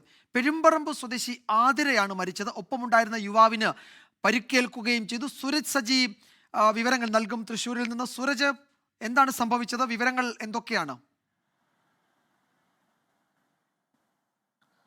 വിജയകുമാർ, ഇന്ന് 7:15 കൂടിയാണ് ഈ കടവല്ലൂരിൽ ഈ വാഹനാപകടം ഉണ്ടാകുന്നത്. ഒരു കണ്ടെയ്നർ ലോറി ഈ കാറിന് മുന്നിലൂടെ പോവുകയായിരുന്നു. ഈ താഴ്ന്നു നിൽക്കുന്ന ഒരു മരത്തിന്റെ കൊമ്പിൽ ഈ കണ്ടെയ്നർ ലോറിയുടെ മുകൾ ഭാഗം തട്ടുന്നു. ഈ കണ്ടെയ്നർ ലോറി പാസ് ചെയ്ത് പോയതിന് തൊട്ടു പിന്നാലെ ആ മരച്ചില്ല ഒടിഞ്ഞ് തൊട്ടു പുറകെ വന്ന കാറിന്റെ ഗ്ലാസ്സിലേക്ക് ഈ തറച്ചു കയറുകയായിരുന്നു. അത് ഈ യുവതിയുടെ വയറും നെഞ്ചും വരുന്ന ഭാഗത്താണ് ഈ മരക്കൊമ്പ് വന്ന് തറച്ചിരുന്നത്. ഒപ്പമുണ്ടായിരുന്ന യാത്രക്കാരനും പരിക്കേറ്റു. പിന്നീട് ഫയർഫോഴ്സ് എത്തി ഈ മരക്കൊമ്പ് മുറിച്ചു മാറ്റി ഇവരെ പുറത്തേക്ക് എടുത്തപ്പോഴേക്കും 27-കാരിയായിട്ടുള്ള ആതിര മരിച്ചിരുന്നു എന്നുള്ളതാണ് പറയുന്നത്. ഈ അപകടത്തിൽ പരിക്കേറ്റ വാഹനം ഓടിച്ച ആളെ ഇപ്പോൾ ഈ ആശുപത്രിയിലേക്ക്, സ്വകാര്യ ആശുപത്രിയിലേക്ക് മാറ്റുകയും ചെയ്തിട്ടുണ്ട്. ഒപ്പമുണ്ടായിരുന്ന യാത്രക്കാരന്റെ പരിക്കും സാരമുള്ളതാണ് എന്നുള്ളത് തന്നെയാണ് നമുക്ക് ലഭിക്കുന്ന വിവരം. എന്തായാലും ഏറെ നേരം പിന്നീട് ഈ കടവല്ലൂരിലെ ഗതാഗതം അടക്കം തടസ്സപ്പെടുന്ന ഒരു സാഹചര്യമുണ്ടായി. പോലീസ് അടക്കം എത്തിയാണ് പിന്നീട് ഈ ഗതാഗതം പൂർണ്ണ തോതിലേക്ക് ആക്കിയത്. എന്തായാലും ഏറെ സങ്കടപ്പെടുത്തുന്ന ഒരു അപകടമാണ് ഉണ്ടായിരിക്കുന്നത്. കാരണം ഒട്ടും പ്രതീക്ഷിക്കാത്ത സമയത്താണ് ഈ മരച്ചില്ല ഒടിഞ്ഞ് ഈ കാറിന്റെ ഗ്ലാസ്സിലൂടെ അകത്തേക്ക് കയറി വരുന്നു. പിന്നീട് ഈ യുവതിക്ക് ജീവൻ നഷ്ടപ്പെടുന്നതിലേക്ക് അടക്കം നയിച്ചിരിക്കുന്നു. വിജയകുമാർ, കണ്ടെയ്നർ ലോറി ഒരു മരക്കൊമ്പിൽ തട്ടുന്നു, അത് ഒടിഞ്ഞ് കാറിനുള്ളിലേക്ക് വീഴുന്നു, അത് ശരീരത്ത് കയറി ഒരു യുവതിക്ക് ദാരുണാന്ത്യം. ഒരു അസാധാരണം, നമ്മൾ ഒരുപക്ഷെ ഇങ്ങനെയൊക്കെ അപകടങ്ങൾ സംഭവിക്കുന്ന ഓരോരോ വഴികൾ എന്നല്ല നമ്മൾ എന്താണ് പറയുക. പെരുമ്പറമ്പ് സ്വദേശി ആതിരയാണ് മരിച്ചത്. ഒപ്പമുണ്ടായിരുന്ന യുവാവിന് പരിക്കേറ്റു. സൂരജ്, ആ പരിക്കേറ്റ യുവാവിൻ്റെ അവസ്ഥ എന്താണ്? വിജയകുമാർ, ഈ യുവാവിൻ്റെയും പരിക്ക് സാരമുള്ളതാണ് എന്നുള്ളതാണ് നമുക്ക് ലഭിക്കുന്ന വിവരം. കാരണം ഇത് വലിയ ശിഖരമാണ്. ആ ശിഖരം ഒടിഞ്ഞ് ഈ കാറിന്റെ അകത്തേക്ക് വരികയായിരുന്നു. അതോടുകൂടി ആ യുവതിയുടെ ഭാഗത്ത്, അതായത് ഈ നെഞ്ചിനും വയറിനും ഇടയിലാണ് ആ ഇടിച്ച് കയറിയത് എന്നുള്ളതാണ് പറയുന്നത്. അപ്പോൾ ഇവരെ പുറത്തേക്ക് എടുക്കാൻ കഴിഞ്ഞിരുന്നില്ല. നാട്ടുകാർക്ക് പോലും ആദ്യഘട്ടത്തിൽ പുറത്തേക്ക് എടുക്കാൻ കഴിഞ്ഞിരുന്നില്ല എന്ന് പറയുമ്പോൾ ഇവരുടെ ശരീരത്തിൽ ആ മരച്ചില്ല തറച്ച് കയറിയിരുന്നു. ഈ ഫയർഫോഴ്സ് എത്തി അതിന്റെ ചില ഭാഗങ്ങൾ മുറിച്ചു മാറ്റിയതിനു ശേഷമാണ് ഈ സീറ്റടക്കം പിന്നോട്ട് മാറ്റിയാണ് ഇരുവരെയും പുറത്തെടുത്തത്. പക്ഷേ ആ സമയം തന്നെ തൽക്ഷണം തന്നെ ഈ ആതിര അവിടെ വെച്ച് മരിച്ചിരുന്നു. ഒപ്പമുണ്ടായിരുന്ന ഈ പരിക്കേറ്റ യുവാവിനെ ആശുപത്രിയിലേക്ക് മാറ്റിയിട്ടുണ്ട്. പക്ഷെ അദ്ദേഹത്തിന്റെ ആരോഗ്യനിലയും ഗുരുതരമായി തന്നെ തുടരുകയാണ്. അദ്ദേഹം ഉള്ളത് പെരുമ്പലാവിലെ ഒരു സ്വകാര്യ ആശുപത്രിയിലാണ്. ശരി സൂരജ്, അദ്ദേഹത്തിനും കാര്യമായ പരിക്കുണ്ട്, ഗുരുതരമായ പരിക്കുണ്ട്. ഇന്നത്തെ പ്രൈം ടൈം ഇത്തരം വാർത്തകൾ കൊണ്ട് നിറയുമോ എന്ന ആശങ്ക പെടുകയാണ്. കാരണം ഇതാ മറ്റൊരു വാർത്ത മലപ്പുറത്തു നിന്ന് വരുന്നു. അവിടെ പുക്കളത്തൂരിൽ 1 വയസ്സ് പ്രായമായ കുഞ്ഞു പാമ്പുകടി ഏറ്റു മരിച്ചു. പുക്കളത്തൂർ സ്വദേശി ശ്രീജേഷിന്റെ മകൻ അർജുനാണ് മരിച്ചത്. വീട്ടുമുറ്റത്ത് നിന്നാണ് കുട്ടിക്ക് പാമ്പുകടി ഏറ്റത്. ഗോകുൽ കെ വേണുഗോപാലാണ് വിവരങ്ങൾ നൽകുന്നത് മലപ്പുറത്തു നിന്ന്. ഗോകുൽ, പറയൂ, എന്താണ് സംഭവിച്ചത് അവിടെ? വിജയകുമാർ, വൈകിട്ട് 4 മണിക്കാണ് കുട്ടിക്ക് വീട്ടുമുറ്റത്ത് വെച്ച് പാമ്പുകടിയേറ്റത്. 1 വയസ്സും 3 മാസവും പ്രായമുള്ള അർജുൻ എന്ന് പറയുന്ന കുട്ടിക്കാണ് പാമ്പുകടിയേറ്റത്. കുട്ടി കാലിൽ ചോരയൊലിപ്പിച്ചുകൊണ്ട് കരഞ്ഞുകൊണ്ട് വരുന്ന സമയത്താണ് കുട്ടിയെയും കൂട്ടി അമ്മ ആശുപത്രിയിലേക്ക് പോകുന്നത്. പ്രാഥമിക ആരോഗ്യ കേന്ദ്രത്തിൽ പ്രവേശിപ്പിച്ചു. പിന്നീട് അവിടുന്ന് മഞ്ചേരി മെഡിക്കൽ കോളേജ് ആശുപത്രിയിലേക്ക് റഫർ ചെയ്യുകയാണ് ഉണ്ടായത്. അവിടെ നടത്തിയ പരിശോധനയിലാണ് കുട്ടിക്ക് പാമ്പുകടിയേറ്റതാണ് എന്ന് മനസ്സിലായിട്ടുള്ളത്. പൂക്കളത്തൂർ കല്ലേങ്ങൽ നഗറിലെ ശ്രീജേഷിന്റെ മകൻ അർജുനാണ് ഇത്തരത്തിൽ ഒരു സങ്കടകരമായ അവസ്ഥ, ഒരു ദാരുണമായ സംഭവം നടന്നിട്ടുള്ളത്. പിന്നീട് നടത്തിയ പരിശോധനയിൽ വീട്ടുപരിസരത്ത് വെച്ച് മൂർഖൻ പാമ്പിനെ കണ്ടെത്തുകയും ചെയ്തിട്ടുണ്ട്. വിജയകുമാർ, നമുക്ക് ഇനി പ്രധാന വാർത്തകൾ നോക്കേണ്ട സമയമായിട്ടുണ്ട്. News express.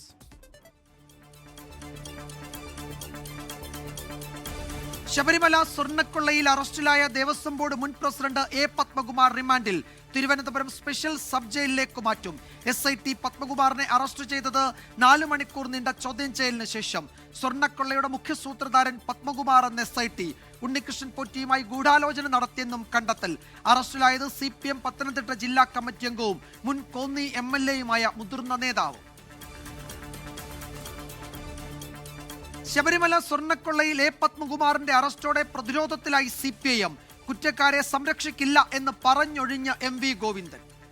അന്വേഷണത്തിന്റെ ഭാഗമായിട്ട് ആരൊക്കെയാണോ വേണ്ടത് അവരെല്ലാം പിടിക്കാം, ആവശ്യമായ അന്വേഷണം നടത്താം, ആവശ്യമായ നിലപാട് സ്വീകരിക്കാം, നിയമത്തിന്റെ മുമ്പിൽ കൊണ്ടുവരാം. അങ്ങനെ നിയമത്തിന്റെ മുമ്പിൽ കൊണ്ടുവരുമ്പോൾ ഒരാളെയും സംരക്ഷിക്കാൻ Communist Party of India Marxist ഇല്ല.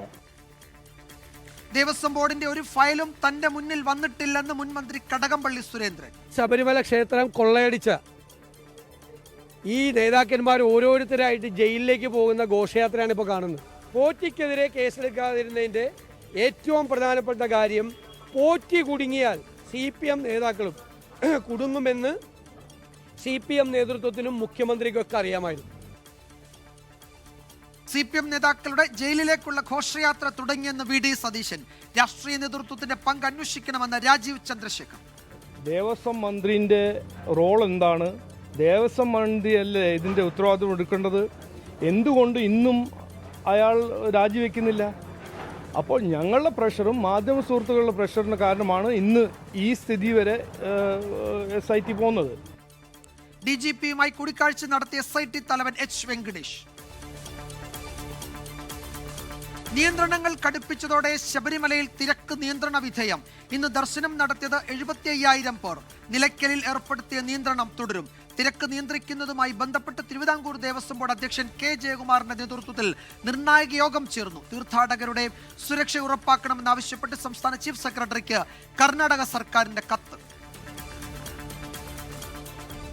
ബില്ലുകളിൽ തീരുമാനമെടുക്കാൻ രാഷ്ട്രപതിക്കും ഗവർണർമാർക്കും സമയപരിധി ഇല്ലെന്ന് സുപ്രീം കോടതി. 3 മാസത്തിനകം തീരുമാനമെടുക്കണമെന്ന 2-അംഗ ബെഞ്ചിന്റെ ഉത്തരവ് റദ്ദാക്കി.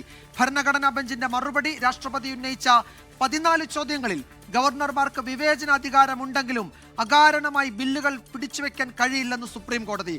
വിധി തിരിച്ചടിയല്ലെന്ന് DMK. തദ്ദേശ തെരഞ്ഞെടുപ്പിന്റെ നാമനിർദ്ദേശ പത്രികാ സമർപ്പണം നാളെ അവസാനിക്കും. സ്ഥാനാർത്ഥി നിർണയം പൂർത്തിയാക്കാൻ മുന്നണികളിൽ തിരക്കിട്ട ചർച്ചകൾ. തൃശൂർ അടാട്ട് പഞ്ചായത്തിൽ മുൻ MLA അനിൽ അക്കരയെ കളത്തിലിറക്കി കോൺഗ്രസ്. വിജയങ്ങൾ എൻ്റെ ജീവിതം അടാട്ടിന്റെ മണ്ണുമായി ചേർന്ന് നിൽക്കുന്നതാണ്. അപ്പോൾ അടാട്ടുകാർ എന്നോട് ആവശ്യപ്പെട്ടിരിക്കുകയാണ് അത് തിരിച്ചു പിടിക്കാൻ. ഞാൻ അതുകൊണ്ട് തന്നെ അടാട്ടേക്ക് മടങ്ങിപ്പോവുകയാണ്. കോഴിക്കോട് കോർപ്പറേഷനിൽ കാലകണ്ടി ബൈജു VM വിനുവിന് പകരക്കാരൻ. കാസർഗോഡ് DCC ഓഫീസിൽ കയ്യാങ്കളി.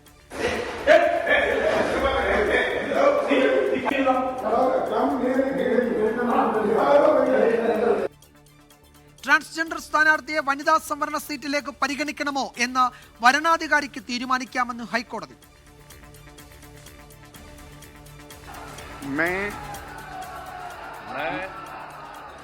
नीतीश कुमार मैं भारत की प्रभुता और अखंडता अक्षुण्ण रखूंगा. ബീഹാർ മുഖ്യമന്ത്രിയായി നിതീഷ് കുമാർ സത്യപ്രതിജ്ഞ ചെയ്തു. സമ്രാട് ചൗധരിയും വിജയ് സിന്നയും ഉപമുഖ്യമന്ത്രിമാർ. പട്നയിലെ ഗാന്ധി മൈതാനിയിൽ സത്യപ്രതിജ്ഞാ ചടങ്ങിൽ പ്രധാനമന്ത്രി നരേന്ദ്രമോദിയും NDA മുഖ്യമന്ത്രിമാരും. BJPയുടെ പ്രേംകുമാർ സ്പീക്കറായേക്കും. രാജ്യത്ത് ഏറ്റവും കൂടുതൽ തവണ മുഖ്യമന്ത്രിയായി സത്യപ്രതിജ്ഞ ചെയ്ത നേതാവെന്ന വിശേഷണം ഇനി നിതീഷ് കുമാറിന് സ്വന്തം.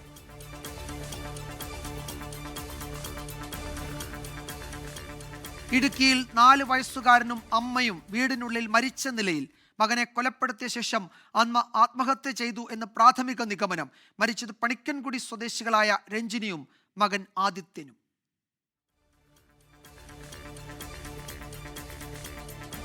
തിരുവനന്തപുരം വെഞ്ഞാറമൂടിൽ 16-കാരനെ ISൽ ചേരാൻ പ്രേരിപ്പിച്ച കേസിൽ അന്വേഷണം അമ്മയുടെ ആൺ സുഹൃത്തിന്റെ സഹോദരനിലേക്കും. കനകമല കേസിൽ പ്രതിയായ യുവാവിന്റെ പങ്കു പരിശോധിക്കുന്നു. UK-യിൽ നിന്ന് നാട്ടിലെത്തിയ അമ്മ പോലീസ് നിരീക്ഷണത്തിൽ. നെടുമങ്ങാട് സ്വദേശിയായ യുവതിയുടെ വിവരങ്ങൾ ശേഖരിച്ച് NIA. ഡൽഹി സ്ഫോടനത്തിൽ ജെയ്ഷെ ബന്ധത്തിന് കൂടുതൽ തെളിവുകൾ. ആക്രമണത്തിന് നിർദ്ദേശം നൽകിയ 3 പേരെ തിരിച്ചറിഞ്ഞു. സൂത്രധാരന്മാർ പാക് അധീന കശ്മീരിലും അഫ്ഗാനിസ്ഥാനിലും ഒളിവിൽ. ഇന്ത്യയുമായി സമ്പൂർണ്ണ യുദ്ധത്തിനുള്ള സാധ്യത തള്ളാനാകില്ലെന്ന് പാക് പ്രതിരോധ മന്ത്രി. ഖ്വാജ ആസിഫിന്റെ പരാമർശം ടെലിവിഷൻ അഭിമുഖത്തിൽ. തിരുവനന്തപുരത്തെ അലൻ കൊലപാതക കേസിൽ പ്രതികളുടെ നാടകീയ നീക്കം. പോലീസിന്റെ കണ്ണ് വെട്ടിച്ച് കോടതിയിലെത്തി കീഴടങ്ങി.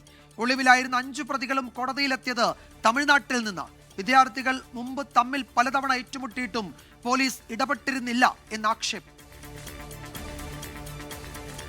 വയനാട്ടിൽ വൻ കുഴൽപ്പണവേട്ട. ബംഗളൂരുവിൽ നിന്ന് കാറിൽ കടത്തിയ 3.25 കോടി രൂപ പിടികൂടി. നോട്ടുകെട്ടുകൾ സൂക്ഷിച്ചത് കാറിന്റെ സീറ്റിനടിയിൽ പ്രത്യേകം തയ്യാറാക്കിയ അറകളിൽ. കള്ളപ്പണം പിടികൂടിയത് കേരള പോലീസും കസ്റ്റംസും സംയുക്തമായി നടത്തിയ പരിശോധനയിൽ. ഇടുക്കി വാഴത്തൊപ്പിൽ സ്കൂൾ ബസ്സിനടിയിൽപ്പെട്ട് പ്ലേ സ്കൂൾ വിദ്യാർത്ഥിനി മരിച്ച സംഭവത്തിൽ ഡ്രൈവർ അറസ്റ്റിൽ. മനഃപൂർവ്വമല്ലാത്ത നരഹത്യ ഉൾപ്പെടെയുള്ള വകുപ്പുകൾ ചുമത്തി. സ്കൂൾ മാനേജ്മെന്റിനെതിരെ കേസെടുക്കണമെന്ന് മരിച്ച ഹെയ്സൽ ബെന്നിന്റെ ബന്ധു 24-നോട്. ഇതിൽ നല്ല വീഴ്ചകളുണ്ട് ഇതിനകത്ത്. അവിടുത്തെ ഒരു ഡ്രൈവറെ മാത്രം ഇതാക്കുന്നത് ശരിയല്ല. മാനേജ്മെന്റ് പേരിലും മറ്റുള്ള നടപടിക്രമങ്ങളും വ്യക്തമായിട്ട് അതിന് ചലനങ്ങൾ ഉണ്ടാകണം. ഹെയ്സലിന് കണ്ണീരോടെ വിട നൽകി ബന്ധുക്കളും നാട്ടുകാരും. പൊതുവിദ്യാഭ്യാസ വകുപ്പിന് കീഴിലെ വിവിധ ഓഫീസുകളിൽ വൻ അഴിമതിയും ക്രമക്കേടും. എയ്ഡഡ് സ്ഥാപനങ്ങളിലെ ഭിന്നശേഷി സംവരണ നിയമനങ്ങൾക്ക് കൈക്കൂലി വാങ്ങിയെന്ന് ഓപ്പറേഷൻ ബ്ലാക്ക് ബോർഡിൽ കണ്ടെത്തൽ. തസ്തിക നിലനിർത്താൻ അഡ്മിഷൻ രേഖകളിലും ക്രമക്കേട് നടത്തി. വിരമിച്ച ഉദ്യോഗസ്ഥർ ഇടനിലക്കാരായി എന്നും വിജിലൻസ്. മുഖ്യമന്ത്രി പദത്തെ ചൊല്ലി കർണാടക കോൺഗ്രസിൽ പ്രതിസന്ധി രൂക്ഷം. മുഖ്യമന്ത്രി സ്ഥാനത്തിനായി സമ്മർദ്ദം ശക്തമാക്കാൻ DK ഗ്രൂപ്പ്. KPCC പ്രസിഡന്റ് സ്ഥാനം ഒഴിയാൻ സന്നദ്ധത അറിയിച്ച് ശിവകുമാർ. ഒരു പദവിയിലും ദീർഘകാലം തുടരുന്നത് ശരിയല്ലെന്ന് സിദ്ധരാമയ്യക്കെതിരെ DKയുടെ ഒളിയമ്പ്. പാർട്ടിയിൽ ശക്തമായി പ്രവർത്തിക്കുന്നവർ പദവി ആവശ്യപ്പെടുന്നത് സ്വാഭാവികമെന്നും നിലപാട്. തെരുവുനായ ആക്രമണങ്ങളിൽ ആശ്വാസ നടപടിയുമായി കർണാടക സർക്കാർ. നഷ്ടപരിഹാരം പ്രഖ്യാപിച്ചു. തെരുവുനായയുടെ കടിയേൽക്കുന്നവർക്ക് 3500 രൂപ നൽകും. ആക്രമണത്തിൽ ജീവൻ നഷ്ടമാകുന്നവരുടെ കുടുംബത്തിന് 5 ലക്ഷം രൂപ സഹായ ധനമായി അനുവദിക്കും. പേവിഷബാധയുണ്ടായാലും 5 ലക്ഷം രൂപ സഹായധനം. കാസർഗോഡ് നിന്നുള്ള ദീർഘദൂര ബസ്സുകൾ യാത്രക്കാരിൽ നിന്ന് ഈടാക്കുന്നത് തോന്നുംപടി ടിക്കറ്റ് നിരക്കെന്ന് പരാതി. കാസർഗോഡ് നിന്ന് കോഴിക്കോട്ടേക്കും തിരുവനന്തപുരത്തേക്കും ഒരേ നിരക്ക് നൽകണം. തിരുവനന്തപുരം വരെ 700 ടിക്കറ്റ് കാണിക്കുന്നത്, പക്ഷെ കോഴിക്കോട് വരെ നോക്കുമ്പോൾ 930 കാണിക്കുന്നുണ്ട്. അത് കട്ട് സീറ്റ് ആകുമ്പോൾ കൂടും. കട്ട് സീറ്റ് എന്ന് പറയുമ്പോൾ കട്ട് സീറ്റ് കോഴിക്കോടൊക്കെയല്ലേ, തിരുവനന്തപുരം വണ്ടിയല്ലേ? ആണ് അങ്ങോട്ട് കാലി കൊണ്ടേ. ഓ, അതുകൊണ്ടാണ് അല്ലേ. ദീർഘദൂര ബസ്സുകളിൽ ടിക്കറ്റ് ബുക്ക് ചെയ്യുമ്പോൾ ഏകീകൃത നിരക്ക് ഏർപ്പെടുത്താൻ കഴിയുന്നില്ല എന്ന് ട്രാവൽ ഏജൻസികൾ. യുക്രൈൻ യുദ്ധം അവസാനിപ്പിക്കാൻ അമേരിക്കയും റഷ്യയും പുതിയ സമാധാന കരാർ തയ്യാറാക്കിയതായി റിപ്പോർട്ടുകൾ. കരാർ അനുസരിച്ച് യുക്രൈനിലെ അധിനിവേശ മേഖലകൾ പലതും റഷ്യ വിട്ടു നൽകേണ്ടി വരും.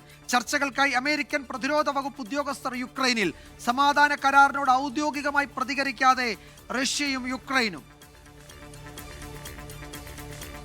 ഗസയിൽ ഇസ്രായേലിന്റെ കനത്ത വ്യോമാക്രമണം. 28 പേർ കൊല്ലപ്പെട്ടു, 77 പേർക്ക് പരിക്ക്. വെടിനിർത്തൽ കരാർ നിലവിൽ വന്നതിന് ശേഷമുള്ള ഏറ്റവും രൂക്ഷമായ ആക്രമണം. ഹമാസിനെ ലക്ഷ്യമിട്ടുള്ള ആക്രമണമെന്ന് ഇസ്രായേൽ, പ്രതികരിക്കാതെ ഹമാസ്.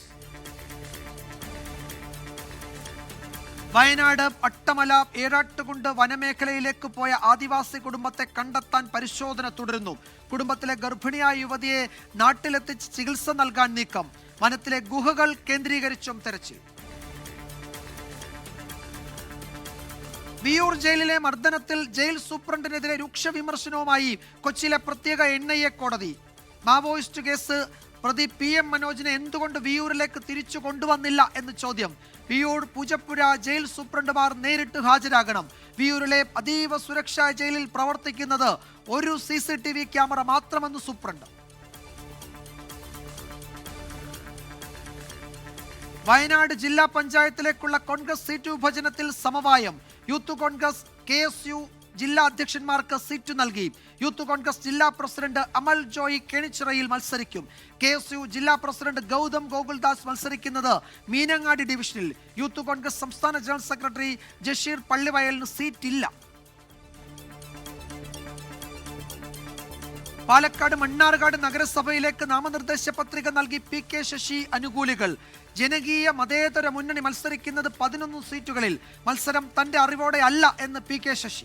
ആളുകൾ എന്ന് പറയുന്ന ഒരു വിഭാഗമില്ല.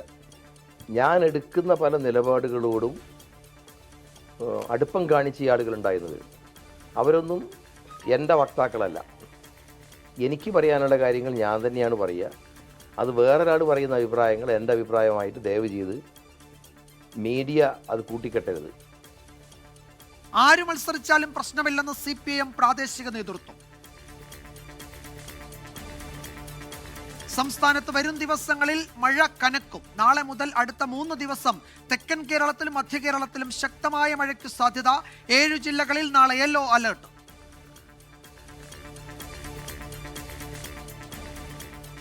കണ്ണൂർ പയ്യന്നൂരിൽ KSRTC ബസ് ജീവനക്കാർക്ക് നേരെ സ്വകാര്യ ബസ് ജീവനക്കാരുടെ കയ്യേറ്റം.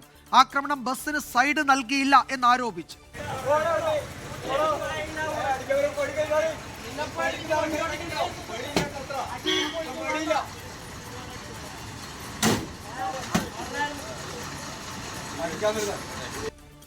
KSRTC ഡ്രൈവർ റജിയെ പയ്യന്നൂർ താലൂക്ക് ആശുപത്രിയിൽ പ്രവേശിപ്പിച്ചു. പോലീസിൽ പരാതി നൽകി ഉദ്യോഗസ്ഥർ.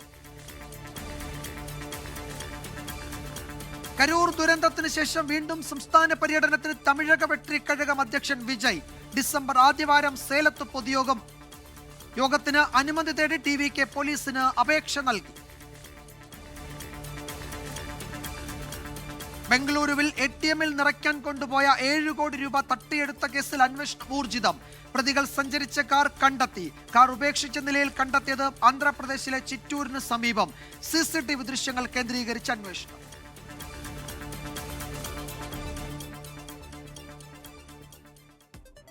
ഇന്നത്തെ മറ്റ് റിപ്പോർട്ടുകളിലേക്ക് നമ്മൾ കടക്കുകയാണ്. വയനാട് ജില്ലാ പഞ്ചായത്തിലെ കോൺഗ്രസ് സീറ്റ് വിഭജനത്തിൽ യൂത്ത് കോൺഗ്രസ് KSU അധ്യക്ഷന്മാർക്ക് സീറ്റ് നൽകാൻ തീരുമാനം. ജില്ലാ പഞ്ചായത്ത് പ്രസിഡന്റ് സംഷാദ് മരക്കാർ പനമരം ബ്ലോക്ക് പഞ്ചായത്തിൽ പൂതാടി ഡിവിഷനിൽ മത്സരിക്കും. അതേസമയം നേതൃത്വത്തിനെതിരെ വിമർശനം ഉന്നയിച്ച യൂത്ത് കോൺഗ്രസ് സംസ്ഥാന ജനറൽ സെക്രട്ടറി ജഷീർ പള്ളിവയലിന് സീറ്റ് നൽകിയില്ല. സുർജിത്ത് അയ്യപ്പത്താണ് വിശദാംശങ്ങളുമായി വയനാട്ടിൽ നിന്ന് ചേരുന്നത്. സുർജിത്ത്, നാമനിർദ്ദേശ പത്രികാ സമർപ്പണം നാളെ അവസാനിക്കുകയാണ്. സമവായം പൂർണ്ണമായും നടപ്പാക്കാൻ കഴിയുമോ? എന്താണ് വയനാട്ടിലെ കോൺഗ്രസിലെ സാഹചര്യം? വിജയകുമാർ, അല്പസമയം മുമ്പ് തൊട്ട് മുമ്പാണ് ഇപ്പോൾ ഔദ്യോഗികമായി ജില്ലാ പഞ്ചായത്ത് സ്ഥാനാർത്ഥികളുടെ പട്ടിക കോൺഗ്രസ് നേതൃത്വം പുറത്തുവിട്ടത്. നമ്മൾ നേരത്തെ റിപ്പോർട്ട് ചെയ്തതാണ്. കേണിച്ചിറയിൽ യൂത്ത് കോൺഗ്രസിന്റെ ജില്ലാ അധ്യക്ഷനായിട്ടുള്ള അമൽ ജോയിയെ പരിഗണിക്കുമെന്നുള്ള ഉറപ്പായിരുന്നു. അത് കേണിച്ചിറയിൽ തന്നെയാണ് അമൽ ജോയി ഉള്ളത്. അതോടൊപ്പം തന്നെ ഗൗതം ഗോകുൽദാസ് KSUവിന്റെ ജില്ലാ അധ്യക്ഷൻ മീനങ്ങാടി ഡിവിഷനിലാണ്. അതേസമയം ജഷീർ പള്ളിവയൽ യൂത്ത് കോൺഗ്രസിന്റെ സംസ്ഥാന ജനറൽ സെക്രട്ടറിയാണ്. അദ്ദേഹം നിരവധി സമരങ്ങളിൽ പങ്കെടുത്ത് വലിയ പോലീസ് മർദ്ദനം ഏറ്റുവാങ്ങിയ ഒരാൾ കൂടിയാണ് ജഷീർ പള്ളിവയൽ തോമാട്ടുചാൽ സീറ്റാണ് ആവശ്യപ്പെട്ടിരുന്നത്. പക്ഷേ തോമാട്ടുചാൽ സീറ്റിലേക്ക് അദ്ദേഹത്തെ പരിഗണിച്ചില്ല എന്നുള്ളതാണ് നമുക്ക് മനസ്സിലാക്കാൻ കഴിയുന്ന കാര്യം. അതിൽ VN ശശീന്ദ്രൻ എന്ന് പറയുന്ന അദ്ദേഹമാണ് ഇപ്പോൾ തോമാട്ടുചാലിൽ നിന്ന് ജനവിധി തേടുന്നത് എന്നുള്ളതാണ് വ്യക്തമാവുന്നത്. ജില്ലാ പഞ്ചായത്ത് പ്രസിഡന്റായിരുന്ന സംഷാദ് മരക്കാർ പൂതാടി ഡിവിഷനിൽ നിന്ന് ബ്ലോക്ക് പഞ്ചായത്തിലേക്കാണ് അദ്ദേഹം മത്സരിക്കുന്നത്. എന്തായാലും സ്ഥാനാർത്ഥി പട്ടികകൾ പൂർണ്ണമായി കോൺഗ്രസ് പുറത്തുവിട്ടിട്ടുണ്ട്. ബ്ലോക്ക് പഞ്ചായത്തിലെയും ജില്ലാ പഞ്ചായത്തിലെയും പൂർണ്ണമായി വയനാട്ടിലെ കോൺഗ്രസിൽ വലിയ തർക്കങ്ങളൊക്കെ ഉണ്ടായിരുന്നു. അത് പരിഹരിച്ച് സ്ഥാനാർത്ഥി പട്ടിക പുറത്തിറക്കിയിരിക്കുകയാണ്. DCC സുർജിത്ത് അയ്യപ്പത്താണ് വിവരങ്ങൾ നൽകിയത്. പാലക്കാട് മണ്ണാർക്കാട് നഗരസഭയിൽ CPM വിമതർ മത്സരിക്കുന്നത് താൻ പറഞ്ഞിട്ടല്ല എന്ന് PK ശശി. ആരെല്ലാമാണ് മത്സരിക്കുന്നതെന്ന് തനിക്കറിയില്ല. തനിക്കായി ഒരു വിഭാഗം രൂപീകരിക്കാൻ ശ്രമിച്ചിട്ടില്ല എന്നും PK ശശി പറഞ്ഞു. സിനിമയിലെ കഥാപാത്രം പറയുന്നത് പോലെ എല്ലാം തനിക്കെതിരായ വിമർശനം എന്നാണ് CPM ജില്ലാ സെക്രട്ടറി EN സുരേഷ് ബാബു കരുതുന്നത് എന്നും PK ശശിയുടെ പ്രതികരണം. 24 പ്രൈം ടൈം ബ്രേക്കിംഗ്. എന്നോടൊപ്പം നിന്ന ആളുകൾ എന്ന് പറയുന്ന ഒരു വിഭാഗമില്ല. ഞാൻ എടുക്കുന്ന പല നിലപാടുകളോടും അടുപ്പം കാണിച്ച ഈ ആളുകളുണ്ടായിരുന്നു വരും. അവരൊന്നും എൻ്റെ വക്താക്കളല്ല. എനിക്ക് കമ്മ്യൂണിസ്റ്റ് പാർട്ടിക്കകത്തോ പുറത്തോ എനിക്ക് ഒരു ഏജൻസി ഇല്ല, ഒരു ഏജൻറ്റും ഇല്ല. എനിക്ക് പറയാനുള്ള കാര്യങ്ങൾ ഞാൻ തന്നെയാണ് പറയുക. അത് വേറൊരാൾ പറയുന്ന അഭിപ്രായങ്ങൾ എൻ്റെ അഭിപ്രായമായിട്ട് ദയവ് ചെയ്ത് മീഡിയ അത് കൂട്ടിക്കെട്ടരുത്. ഐഷത്തുൽ ഷംന പാലക്കാട്ട് നിന്ന് വിവരങ്ങൾ നൽകും. ഷംന, എന്താണ് PK ശശി വിശദീകരിക്കാൻ ശ്രമിക്കുന്നത്? അദ്ദേഹത്തെ അനുകൂലിക്കുന്നവർ അവിടെ പ്രത്യേകം മത്സരിക്കുന്നു, അത് CPMന് വലിയ തിരിച്ചടിയാകുമെന്നൊക്കെയുള്ള വിലയിരുത്തൽ വരുന്നുണ്ട്. അദ്ദേഹത്തിന്റെ PK ശശിയുടെ വിശദീകരണം എന്താണ്? വിജയകുമാർ, കഴിഞ്ഞ ദിവസങ്ങളിലായി മണ്ണാർക്കാട്ടെ വിഭാഗീയത CPIM-നുള്ളിലെ വിഭാഗീയത വലിയ ചർച്ചയായിരുന്നു. ഇന്നാണ് ഈ PK ശശിയെ അനുകൂലിക്കുന്നു എന്ന് പറയപ്പെടുന്ന വിഭാഗം മതേതര ജനകീയ മുന്നണി എന്ന പേരിൽ ഇന്നാണ് അവർ നാമനിർദ്ദേശ പത്രിക നൽകിയത്. ഇതിന് പിന്നാലെയാണ് വിശദീകരണവുമായി PK ശശി രംഗത്തെത്തിയത്. അതായത് തന്റെ അനുകൂലികളായിരുന്നു മുൻപ് പാർട്ടിയിൽ സജീവമായി പ്രവർത്തിച്ചുകൊണ്ടിരുന്ന കാലഘട്ടത്തിൽ തന്റെ പിൻഗാമികളായും തനിക്കൊപ്പം പ്രവർത്തിച്ചവരുമായിരുന്നു. പക്ഷേ പിന്നീട് അവർ ഇപ്പോൾ ഈ വിഭാഗീയത മറനീക്കി പുറത്തു വരുന്ന സാഹചര്യത്തിൽ അവർ മത്സരിക്കുന്നത് തന്റെ അറിവോടെയോ സമ്മതത്തോടു കൂടിയോ അല്ല. അവർ തനിക്ക് വേണ്ടി ഒരു വിഭാഗത്തെ പാർട്ടിക്കുള്ളിൽ ഉണ്ടാക്കിയെടുക്കാൻ താൻ ശ്രമിച്ചിട്ടുമില്ല എന്നാണ് പി കെ ശശി വിശദീകരിക്കുന്നത്. ഒപ്പം തന്നെ കഴിഞ്ഞ ദിവസങ്ങളിലായി EN സുരേഷ് ബാബുവിനെതിരെ, ജില്ലാ സെക്രട്ടറിക്കെതിരെ അതിരൂക്ഷ വിമർശനവുമായാണ് പി കെ ശശി രംഗത്തെത്തിയിരുന്നത്. ഇതൊക്കെ പക്ഷേ താൻ EN സുരേഷ് ബാബു എന്ന് പറയുന്ന ഒരു വ്യക്തിയെ ഉദ്ദേശിച്ച് പറഞ്ഞതല്ല, മറിച്ച് എന്ത് ആരോപണവും വരുമ്പോൾ അത് തനിക്കെതിരെ എന്ന് EN സുരേഷ് ബാബു സ്വമേധയാ കരുതുകയാണ് എന്നൊക്കെയാണ് ഇന്ന് വിശദീകരിക്കുന്നത്. എന്തായാലും പാർട്ടി അത് ഈ രണ്ട് വിഭാഗങ്ങളിലായി മത്സരിക്കുമ്പോൾ അത് തന്റെ അറിവോടുകൂടിയല്ല എന്ന് പറഞ്ഞ് ഒഴിഞ്ഞു മാറുകയാണ് P K Sasi. Vijayakumar. Yes, Aishathul ഷംനയാണ് വിവരങ്ങൾ നൽകിയത്. നേരത്തെ നമ്മൾ കാസർഗോഡ് DCC ഓഫീസിലെ ഏറ്റുമുട്ടലിന്റെ ദൃശ്യങ്ങൾ, അതിന്റെ വിവരങ്ങൾ നൽകിയിരുന്നു. അതിൽ ഒരു അപ്ഡേറ്റ് ഉള്ളത്, കാസർഗോഡ് DCC ഓഫീസിൽ ഈ തമ്മിലടിച്ച സമയത്ത് അതിന്റെ സംഘർഷത്തിന്റെ ദൃശ്യങ്ങൾ ഫോണിൽ പകർത്തിയ കോൺഗ്രസ് നേതാവിനെതിരെ അച്ചടക്ക നടപടി എടുത്തിട്ടുണ്ട്. Kasaragod block Congress committee secretary Safwan കുന്നിലിനെയാണ് പാർട്ടിയിൽ നിന്ന് സസ്പെൻഡ് ചെയ്തിരിക്കുന്നത് എന്നൊരു വിവരം കൂടി ഇപ്പോൾ വരുന്നുണ്ട്. മറ്റൊരു പ്രതികരണത്തിലേക്ക് കടക്കുന്നു. കണ്ണൂർ കോർപ്പറേഷനിൽ മുസ്ലിം ലീഗിനെ വലച്ച് വിമതശല്യം. വാരം ഡിവിഷനിൽ ലീഗ് ജില്ലാ വൈസ് പ്രസിഡന്റ് KP താഹിറിനെതിരെ വിമതൻ മത്സരിക്കും. വാരം ശാഖ എക്സിക്യൂട്ടീവ് മെമ്പർ റയീസ് സാദി നാളെ പത്രിക നൽകും. ശാഖയുടെ തീരുമാനത്തിന് വിരുദ്ധമായാണ് KP താഹിറിനെ സ്ഥാനാർത്ഥിയാക്കിയത് എന്നാണ് റയീസിന്റെ പ്രതികരണം. ഡിവിഷനെ ജില്ലാ നേതൃത്വം അവഗണിച്ചതിനെതിരെയാണ് നമ്മുടെ പ്രധാനമായ മത്സരം. അപ്പോൾ ഡിവിഷനിലെ പാർട്ടിയുടെ ശക്തി കാണിക്കലാണ് നമ്മുടെ ലക്ഷ്യം. 2015 ഡിവിഷൻ കോൺഗ്രസിന് കൊടുക്കുമ്പോൾ തന്നെ നമ്മൾ ഡാറ്റ വെച്ച് നേതൃത്വത്തോട് സംസാരിച്ചിരുന്നു. പക്ഷേ മുന്നണി ധാരണ പ്രകാരം നമ്മുടെ ഡിവിഷൻ നിരുപാധികം ഡിവിഷനിലെ നേതാക്കന്മാരോട് ചർച്ച ചെയ്യാതെ, അഭിപ്രായം സ്വരൂപിക്കാതെ ജില്ലാ നേതൃത്വം നിരുപാധികം ഡിവിഷൻ കോൺഗ്രസിന് വിട്ടുകൊടുക്കുകയുണ്ടായി. അന്നു മുതൽ തന്നെ വളരെ ശക്തമായ പ്രതിഷേധം നമ്മുടെ ഭാഗത്തുനിന്നുണ്ടായിരുന്നു. തിരുവനന്തപുരത്ത് തൈക്കാട് അലൻ കൊലപാതക കേസിൽ പോലീസിന് ഗുരുതര വീഴ്ച സംഭവിച്ചു എന്ന റിപ്പോർട്ടാണ് ഇപ്പോൾ വരുന്നത്. ഈ സംഘങ്ങൾ പലതവണ ഏറ്റുമുട്ടിയിട്ടും പോലീസ് അതിൽ ഇടപെട്ടതേയില്ല. സ്പെഷ്യൽ ബ്രാഞ്ചും ഗൗരവത്തിൽ ഈ വിഷയത്തെ കണ്ടിരുന്നില്ല. പ്രതികളെ പിടികൂടാൻ അന്വേഷണ സംഘത്തിന് സാധിക്കാത്തതും മറ്റൊരു വീഴ്ചയായി. അന്വേഷണ ഉദ്യോഗസ്ഥരോട് വിശദീകരണം തേടിയിരിക്കുകയാണ് city police commissioner. 24 prime time breaking വിശദാംശങ്ങൾ റിനു ശ്രീധർ നൽകും. തിരുവനന്തപുരത്ത് നിന്ന് റിനു, തമിഴ്നാട്ടിൽ ഒളിവിലുണ്ടായിരുന്ന ഈ പ്രധാനപ്പെട്ട പ്രതികൾ പോലീസ് അറിയാതെ ഇന്ന് കോടതിയിൽ വന്ന് കീഴടങ്ങുക കൂടെ ചെയ്തതോടെ പോലീസിന്റെ തിരിച്ചടി പൂർത്തിയായി അല്ലേ? വിജയകുമാർ, തിരുവനന്തപുരം നഗരമധ്യത്തിൽ 18 വയസ്സുകാരനെ കുത്തിക്കൊലപ്പെടുത്തിയതുമായി ബന്ധപ്പെട്ട കേസിൽ പോലീസ് ഇരുട്ടി തപ്പുന്ന ഒരു സാഹചര്യമാണ് ഉണ്ടായത്. തമിഴ്നാട്ടിൽ ഒളിവിലായിരുന്ന പ്രതികളെല്ലാം തന്നെ ഇന്ന് വൈകുന്നേരത്തോടുകൂടി തിരുവനന്തപുരം ജില്ലാ കോടതിയിൽ എത്തി സറണ്ടർ ആവുന്ന ഒരു കാഴ്ചയാണ് കണ്ടത്. പോലീസിന് വലിയ വീഴ്ച സംഭവിച്ചു എന്നുള്ളതാണ് നിലവിലെ വിലയിരുത്തൽ. കാരണം ദിവസങ്ങൾ പിന്നിട്ടിട്ടും പോലീസിന് ഈ പ്രതികളെ പിടികൂടാനായില്ല എന്നുള്ളതാണ് ഏറ്റവും പ്രധാനപ്പെട്ട ഒരു കാര്യം. ഒപ്പം സ്പെഷ്യൽ ബ്രാഞ്ച് ഏകദേശം 1 മാസത്തോളമായി നിലനിൽക്കുന്ന ഒരു സംഘർഷമാണ്. ഈ സംഘർഷത്തിൽ സ്പെഷ്യൽ ബ്രാഞ്ചിന് ഒരു തരത്തിലുള്ള ഒരു ഇടപെടൽ നടത്താൻ കഴിഞ്ഞിട്ടില്ല എന്നുള്ള ഒരു വിലയിരുത്തലുമുണ്ട്. എന്തായാലും നിലവിൽ പോലീസിനോട്, അതായത് അന്വേഷണ ഉദ്യോഗസ്ഥരോട് സിറ്റി പോലീസ് കമ്മീഷണർ വിശദീകരണം തേടി എന്നുള്ള വിവരമാണ് നമുക്ക് ലഭിക്കുന്നത്. നിലവിൽ എന്താണ് സംഭവിച്ചത്? കാരണം കൊടും കുറ്റവാളികളെ പോലും അന്യ സംസ്ഥാനങ്ങളിൽ പോലും പോയി പിടികൂടുന്ന ഒരു ചരിത്രമുള്ള പോലീസാണ് കേരള പോലീസ്. പക്ഷേ ഈ 5 പ്രായപൂർത്തി പോലും ആകാത്ത പ്രതികൾ ഉൾപ്പെടുന്ന ഈ സംഘത്തെ പിടികൂടാൻ വേണ്ടി കഴിഞ്ഞില്ല എന്നുള്ളതാണ് നിലവിലെ വിലയിരുത്തൽ. എന്തായാലും പ്രാഥമികമായിട്ടുള്ള ഒരു റിപ്പോർട്ട് സിറ്റി പോലീസ് കമ്മീഷൻ തേടിയിട്ടുണ്ട് എന്നുള്ള വിവരമാണ് നമുക്ക് ലഭ്യമാകുന്നത്. യെസ്, പോലീസ് അറിയാതെ ഒളിച്ചും പാത്തും ഈ പ്രതികൾ ഇന്ന് കോടതിയിൽ വന്ന് കീഴടങ്ങുകയും ചെയ്തു. റിനു ശ്രീധരാണ് വിവരങ്ങൾ നൽകിയത് തിരുവനന്തപുരത്ത് നിന്ന്. ഇനിയും ശബരിമല വാർത്തകൾ. ശരണം സന്നിധാനം. ശരണം സന്നിധാനം പവേർഡ് ബൈ ആർജിക്കാം നല്ലൊരു പ്രാർത്ഥനാശീലം. Co sponsored by BLM Kerala, Tamil Nadu, Pondicherry.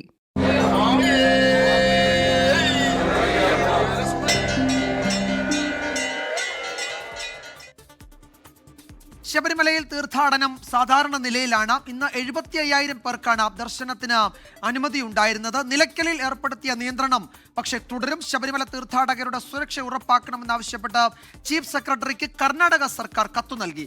തിരക്ക് നിയന്ത്രിക്കുന്നതുമായി ബന്ധപ്പെട്ട് ദേവസ്വം ആസ്ഥാനത്ത് പ്രധാനപ്പെട്ട യോഗങ്ങളും ഇന്ന് ചേർന്നു. 4 ലക്ഷത്തോളം ഭക്തരാണ് ഇതുവരെ ശബരിമല ദർശനം നടത്തിയത്. സ്പോട്ട് ബുക്കിംഗ് വഴി ഇന്നലെ എത്തിയത് 14,000-ലധികം പേരാണ്. ഹൈക്കോടതിയുടെ നിർദ്ദേശപ്രകാരം നിയന്ത്രണം കടുപ്പിച്ചതോടെ പ്രതിദിനം 75,000 ഭക്തരെയാണ് മല ചവിട്ടാൻ അനുവദിക്കുക. ദർശനത്തിനുള്ള സ്പോട്ട് ബുക്കിംഗ് 5,000-ആയി നിജപ്പെടുത്തി. നിലയ്ക്കൽ, വണ്ടിപ്പെരിയാർ കേന്ദ്രങ്ങളിൽ മാത്രമാകും സ്പോട്ട് ബുക്കിംഗ് ലഭ്യമാവുക. പമ്പ, എരുമേലി, ചെങ്ങന്നൂർ എന്നിവിടങ്ങളിലെ സ്പോട്ട് ബുക്കിംഗ് താൽക്കാലികമായി നിർത്തിവെച്ചു. നവംബർ 24 വരെയാണ് നിലവിൽ നിയന്ത്രണങ്ങൾ ഏർപ്പെടുത്തിയിരിക്കുന്നത്. ഭക്തർ പരമാവധി വെർച്വൽ ക്യൂ വഴി സ്ലോട്ട് ഉറപ്പാക്കി ദർശനം നടത്തണമെന്ന് ദേവസ്വം ബോർഡ് അഭ്യർത്ഥിച്ചു. 24 സന്നിധാനം. ഡൽഹി സ്ഫോടനത്തിൽ ഭീകര സംഘടന ജെയ്ഷെ മുഹമ്മദ് ബന്ധത്തിന് കൂടുതൽ തെളിവുകൾ. ആക്രമണത്തിന് നിർദ്ദേശം നൽകിയ അഫ്ഗാനിസ്ഥാൻ, പാക് അധീന കശ്മീർ എന്നിവിടങ്ങളിൽ നിന്നുള്ള 3 പേരെ തിരിച്ചറിഞ്ഞു. വൈറ്റ് കോളർ സംഘവുമായി ബന്ധമുള്ള കൂടുതൽ പേരെ കണ്ടെത്താൻ NIA നടപടികൾ തുടങ്ങിയിട്ടുണ്ട്. ഈ റിപ്പോർട്ടോടെ ഇന്നത്തെ പ്രൈം ടൈം അവസാനിക്കുകയാണ്. നാളെ നമുക്ക് വീണ്ടും കാണാം. ശുഭരാത്രി. ഡൽഹി ചാവേർ ആക്രമണത്തിന് പിന്നിൽ അഫ്ഗാനിസ്ഥാൻ, പാക് അധീന കശ്മീർ എന്നിവിടങ്ങളിൽ കേന്ദ്രീകരിച്ച ജെയ്ഷെ മുഹമ്മദ് ശൃംഖലയെന്ന് കണ്ടെത്തി. ആക്രമണത്തിന് നിർദ്ദേശം നൽകിയത് ഫൈസൽ ഇഷ്ഫാഖ് ഭട്ട്, ഡോക്ടർ ഉക്കാസ, ഹാഷിം എന്നിവരാണെന്ന് തിരിച്ചറിഞ്ഞു. ചാവേർ ആക്രമണത്തിന് മുൻപായി ഡോക്ടർ ഉമർ നബി ആശയവിനിമയം നടത്തിയത് ഇവരുമായാണെന്നാണ് വിവരം. ഫർസന്തൻ ഇ ദാറുൽ ഉലൂം ദിയോബന്ദ്, കാഫില ഇൽ ഗുർബ എന്നീ ടെലഗ്രാം ഗ്രൂപ്പുകൾ വഴിയാണ് ഹിസ്ബുൾ ഭീകരർ വൈറ്റ് കോളർ സംഘവുമായി ആശയവിനിമയം നടത്തിയിരുന്നത്. ഭീകരബന്ധം കണ്ടെത്തിയവരുടെ ബാങ്ക് അക്കൗണ്ടുകൾ NIA മരവിപ്പിച്ചു. കോളുകളുടെയും ചാറ്റുകളുടെയും ഫണ്ട് വഴികളുടെയും ഡിജിറ്റൽ റൂട്ടുകൾ NIA പരിശോധിക്കുകയാണ്. വൈറ്റ് കോളർ ശൃംഖലയിൽ കൂടുതൽ പേർ ഉള്ളതായി സൂചന ഏജൻസികൾക്ക് ലഭിച്ചു. ഇതിന്റെ അടിസ്ഥാനത്തിൽ വിദേശ സർവകലാശാലകളിൽ നിന്നും മെഡിക്കൽ ബിരുദം നേടിയ ഡോക്ടർമാരുടെ വിവരങ്ങൾ തേടുകയാണ് ഏജൻസികൾ. കശ്മീരിൽ നിന്നുള്ള വിദ്യാർത്ഥികൾ നിരീക്ഷണത്തിലാണ്. ചില സമൂഹമാധ്യമ അക്കൗണ്ടുകൾ നിരീക്ഷണത്തിലുണ്ടെന്നും ഡൽഹി സ്ഫോടനത്തിന് ശേഷം നിർജീവമായ ഹാൻഡിലുകൾ പരിശോധിച്ചു വരുന്നതായുമാണ് അന്വേഷണ സംഘത്തിൽ നിന്നും ലഭിക്കുന്ന വിവരം. അൽഫല സർവകലാശാലയിലെ ഡോക്ടർമാരടക്കം 200 ജീവനക്കാർ അന്വേഷണ ഏജൻസികളുടെ നിരീക്ഷണത്തിലാണ്. ചെങ്കോട്ട ആക്രമണത്തിന് ശേഷം ക്യാമ്പസിൽ നിന്നും പോയവരെ കണ്ടെത്താനുള്ള നീക്കവും ഊർജിതമാണ്. 24 ഡൽഹി. ലോകത്തെവിടെയായാലും ഏത് സമയത്തും 24 വാർത്തകളും ഓഗ്മെന്റഡ് റിയാലിറ്റി പാക്കേജുകളും എക്സ്പ്ലെയിനറുകളും വിശദമായി കാണാൻ ഞങ്ങളുടെ യൂട്യൂബ് ചാനൽ നിങ്ങൾക്ക് സബ്സ്ക്രൈബ് ചെയ്യാം.